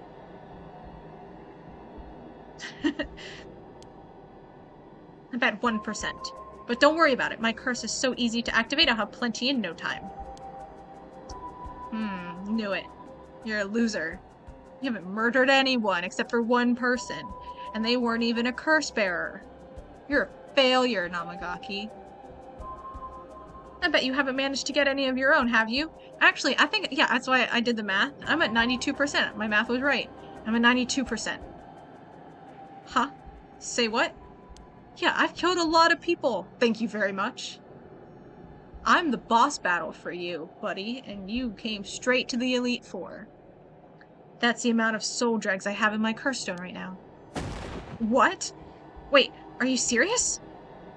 You're not even close to being on my level. I'll keep gathering soul dregs on my own. Let's forget all this joining forces business. You've got to be kidding me. Humph, I call your bluff. Don't think you can scare me off so easily. I see. That's too bad. If you don't feel like talking, then you leave me no choice. I even gave you a chance to come out of this alive. Real what? I died again? Okay. This is a hard one. I don't know how I'm supposed to, like, know what the right choices are. I mean, to be fair, I don't think I could have known the last one either. Throwing away the lighter, like, because it didn't tell me what happened with the tree. I'm also not completely certain what I'm supposed to, like, I don't think we can. Maybe we can. I didn't. Yeah, see, she doesn't have a talk button on her. I mean, maybe after I talk to him, but... Oh, whoops, didn't mean to do that. Right, we gotta talk to him. Oh, okay, join forces. So we were good up until this point.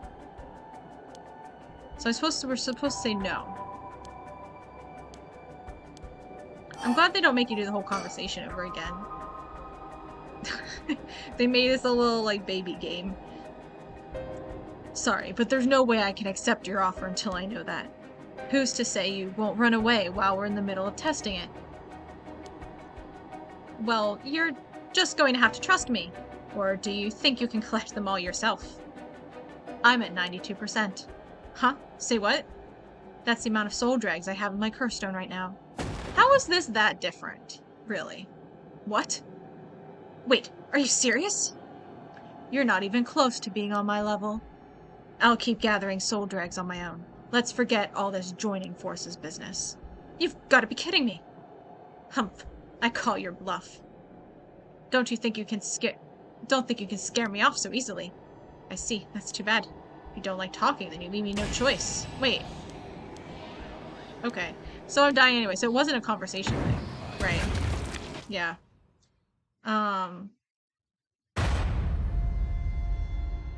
Yeah. Okay.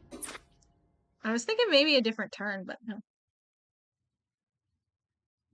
It didn't give me any other. Okay, buddy, I got it, okay.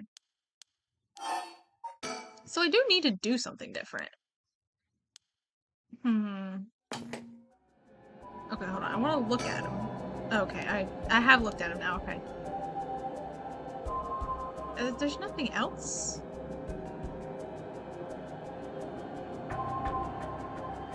I've already talked to her.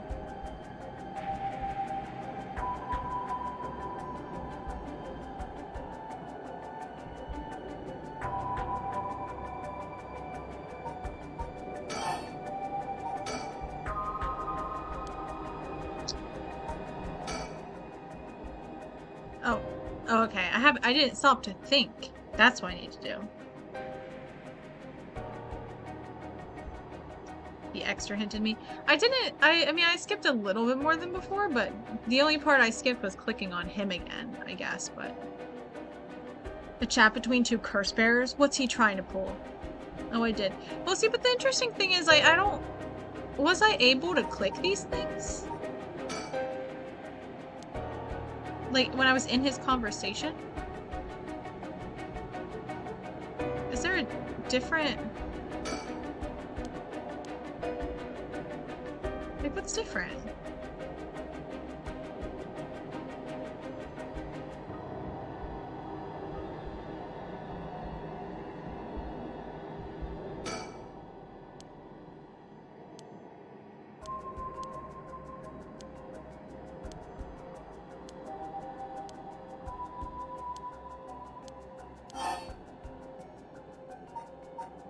Didn't I pick this as going nowhere last time?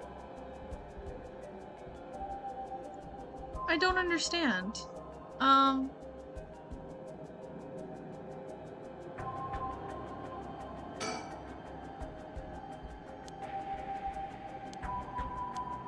This is just like last time.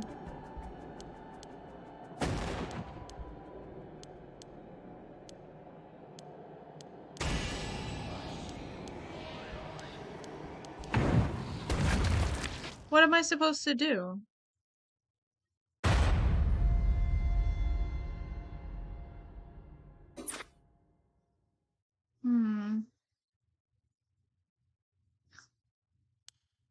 Okay.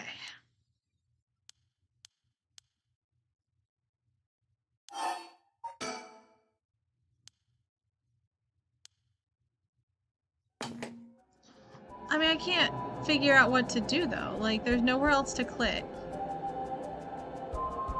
Unless I'm missing something. But I've already, like, it has a check mark next to it, which I'm pretty sure it means if I click on it, like surroundings and this woman, I'll just get the same results. It's just the surroundings. I'm thinking, why do I have something different this time?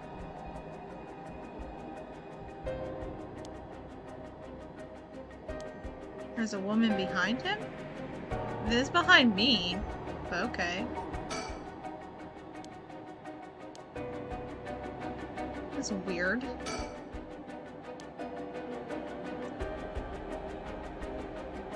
Maybe is that gonna... This is weird. I don't know why I had to, like, think in that way. I don't know. I think it meant the woman behind us. And it just didn't word it right? I don't know. Okay.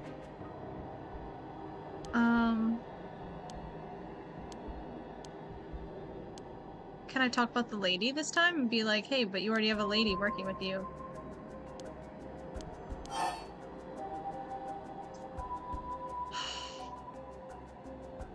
What? Maybe I need to think while looking at something in particular.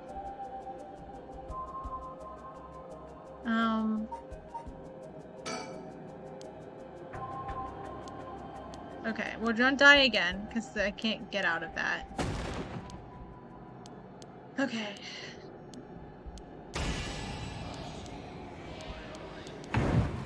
Okay. Maybe if I think while looking at things. Is that a different mechanic I've been missing? Yeah, buddy, okay. Shut up. Yeah, I know how to play. It's the first of 7 mysteries. We all know. Okay.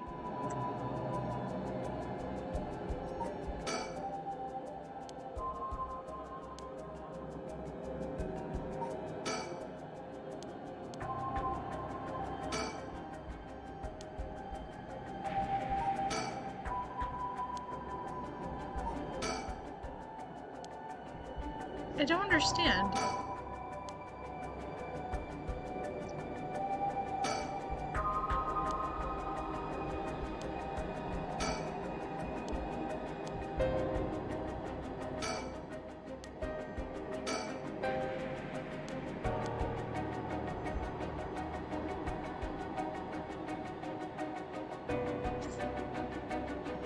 I hate intimate hippos.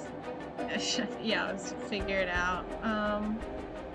I don't know what I'm missing.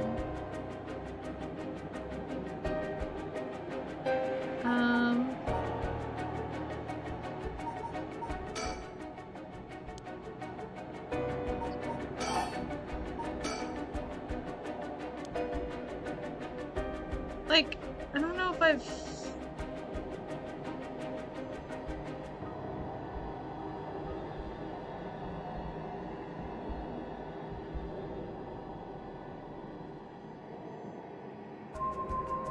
I don't understand. Okay, I have thought and looked at the woman and then told him no. I have not thought and looked at the woman and told him yes.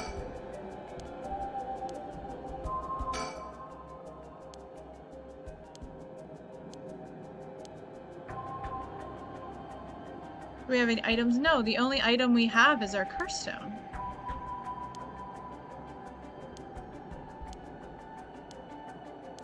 And now we said fine before, but we didn't think while looking at the woman before. We just talked to her.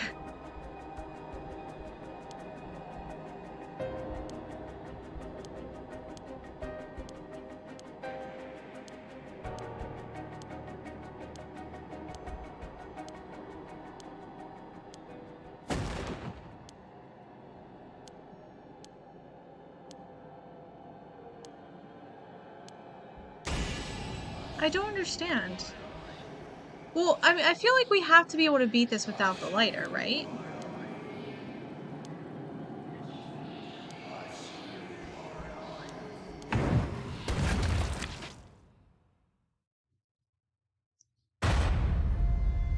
So it's the voice, we need to plug our ears, but like we don't have any.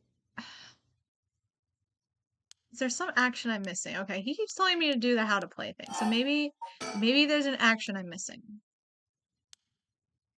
Maybe there are more buttons to this game.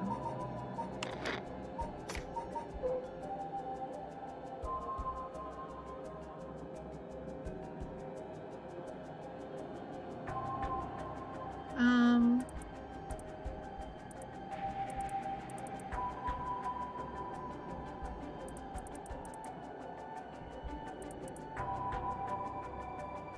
I mean, maybe if I zoom in, I can see something closer.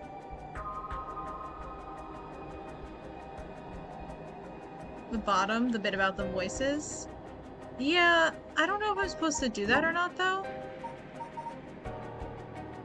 Am I supposed to? I guess so. It's probably what they're talking about, right? Because there are no voices in this game. So I guess we will. Yeah. I just, like... I was kind of curious about that. I hate it when it's, like, go into the settings and change things, though.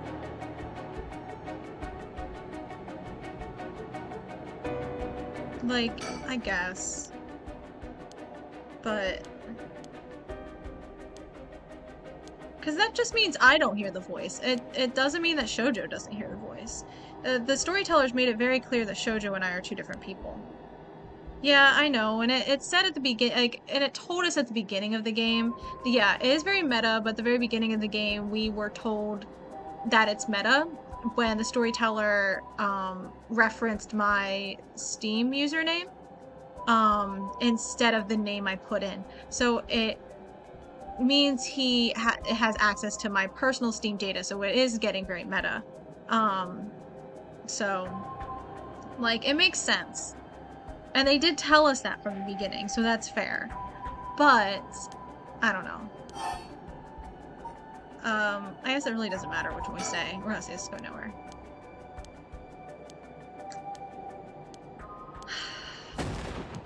But, like, the problem is, again, it doesn't save Shoujo, because he should still be able to hear it. Like, I'm controlling him, but, like... Yeah, exactly. But we haven't been dying, but he is, so, like... He can still hear this, so he's gonna die. We aren't. I'm not. Like... See, this is, I don't... Maybe I died, I don't know. I don't know. Only I can do instead of Shoujo. Yeah, I thought he meant it was the memory. That's what he said before. I didn't read that text too closely. But what he said before was that, like, the memory thing. Like, we remembered that the curse was a fire-based curse, but Shoujo didn't remember it. And, like, that's fine. Like, we can control him using our memory. But this is this is his physical ears. Like, I don't... Yet there he is, perfectly unharmed. How? What's going on here? Yeah, I don't know either, buddy. I don't completely understand it myself. Neither does your meta controller person. I muted it, yeah, but for the game. Like, it's very, like, Shoujo, like, I'm not hearing any of these voices talk, but Shoujo's still hearing, like, these people's voices. Right? Like, or has he just been reading their text the whole time? Like, it doesn't make consistent in-game logic is the issue. Which is fine, I guess, but, like, they should have been a little bit. This is my chance. Okay, yeah. Utero, your curse won't work on me. So what happened? I just muted the voices in the settings and turned off Shoujo's ears somehow. I don't know. Yeah, I didn't mute the game. I muted there's a voices option in the audio setting. It did tell us about it, the voice of the game, at the beginning of the game when we got a little walkthrough by that TV man. And there's no voice acting in the game. So like the voices option is suspicious, but yeah, like he can still clearly hear voices. That's the thing, yeah. I mean, I don't die, but I haven't been dying at all. Shoujo's the one who's been dying, and he can still hear everyone. So like, you know, it doesn't make sense, but it's whatever. I'll let you off easily today, so get the hell out of here. You son of a... What? I can't hear you. I turned off voices. Oh, fine. I'll be on my way then. But mark my words, I'll make you regret this. Ah, do I get to not...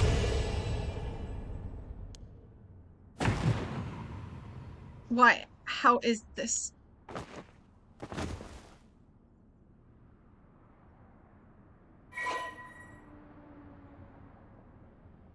Shoujo, what is that his name?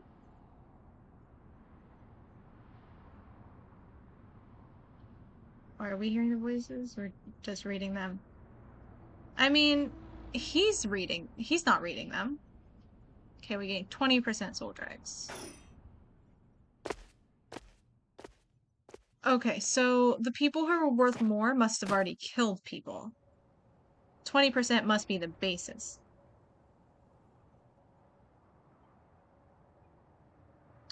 Oh, okay. Shogo, okay. For some reason I wasn't paying attention to that. My bad. Thank you for correcting me. It's not a name I've ever seen before, so that's why I like wasn't really paying attention when I read it. Thank God. And now I've gotten the last of the soul dregs I need. What was that, just coincidence? He wasn't able to activate his curse for some reason. Things are going well. Luck must be on my side. Oh, I should check my curse stone. It should have gained a lot just now. 20%, but it's enough. No, I didn't mean to. I just wasn't paying attention. What the? The game threw a lot of, like, words at the beginning, so it was kind of rough.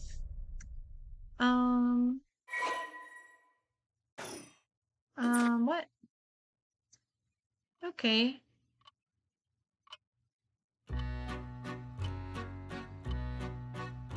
Pardon the interruption, but I'd like to take this chance to tell you about the story chart. This is the screen which will appear when you open the story chart. From here, not only can you see the overall structure of the current story, you can also progress along different branching routes by playing past stories over again. We could call this exactly the power that Shogo Okie had sought after. Normally, you would have been able to use the story chart feature freely. However, due to certain circumstances, it has been locked until now. From here on, you will return to the story chart from time to time at breaks in the story. At those times, you will choose for yourself which story you wish to continue next. Okay.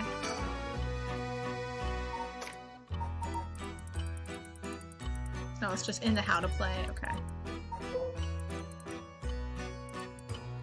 Use the story chart button. If you quit midway through a chapter that you haven't finished, you'll have to restart again from the beginning. Completed chapters can be resumed from various points in the chapter. The game will not return to a previous game state when resumed.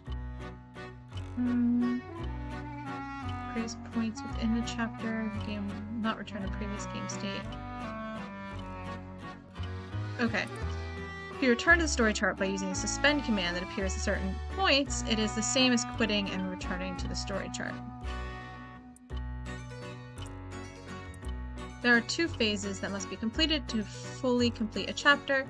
If a chapter is finished while there are still tasks to be done, the chapter will not end, but will remain incomplete. Okay. I don't fully understand, but it's fine. Yeah, he's gonna... By the way, you should use the story chart to replay a past event. Do you know what you must do and where? No. Of course you do. After all, you have gotten this far. Yeah, only because I died a bunch. What trigger did Yoko Fukunaga set off that led to her dying the way she did? You've come this far several times, so I have every confidence you will be alright. As long as you make sure not to do that thing. However, like with the lighter and voice earlier, Shogo Okie has no way of knowing that himself. Oh, on another note, I am curious. Have you determined how many people Shogo Okie has killed with his curse? None.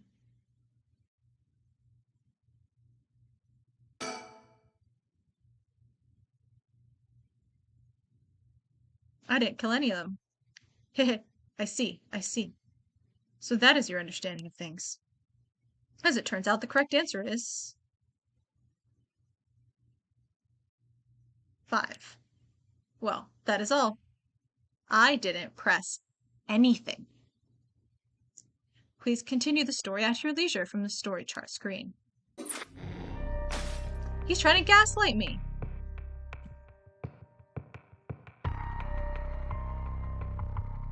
Yeah, he killed 5, I killed 0. I don't know. I mean, because, like, why did he even bother asking me? Unless he's trying to, like, re-stress the difference between me and Shogo? I don't know.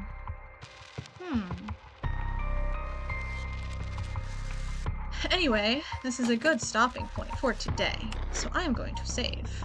And save spot 2. Been a long time since we had save spot 1. Alright. So, return to title. Oh, I've never seen the title screen. Weird that after like almost 4 hours of gameplay. Music! This is a pretty interesting game. Yeah, I was like, that last one, well, I don't know. The last couple just kind of went on really long. But yeah. The coffee in the ground. When will I stream this again? Probably tomorrow night, actually. Tomorrow, 7:30 PST is when I'll be back streaming this. So, yeah, the one was a little dumb, but you'll try to be here. Good. Hopefully you can make it. Yeah, so thanks everyone for hanging out and chatting and putting up with my really bad pronunciation. I promise I'm not usually this bad at Japanese pronunciation. It's just like, you know, you gotta be fast on stream. You can't think things through. But yeah, so, so let's show. I hate the show at the end. Yeah, konnichiwa. But yeah. Anyway, thanks for hanging out.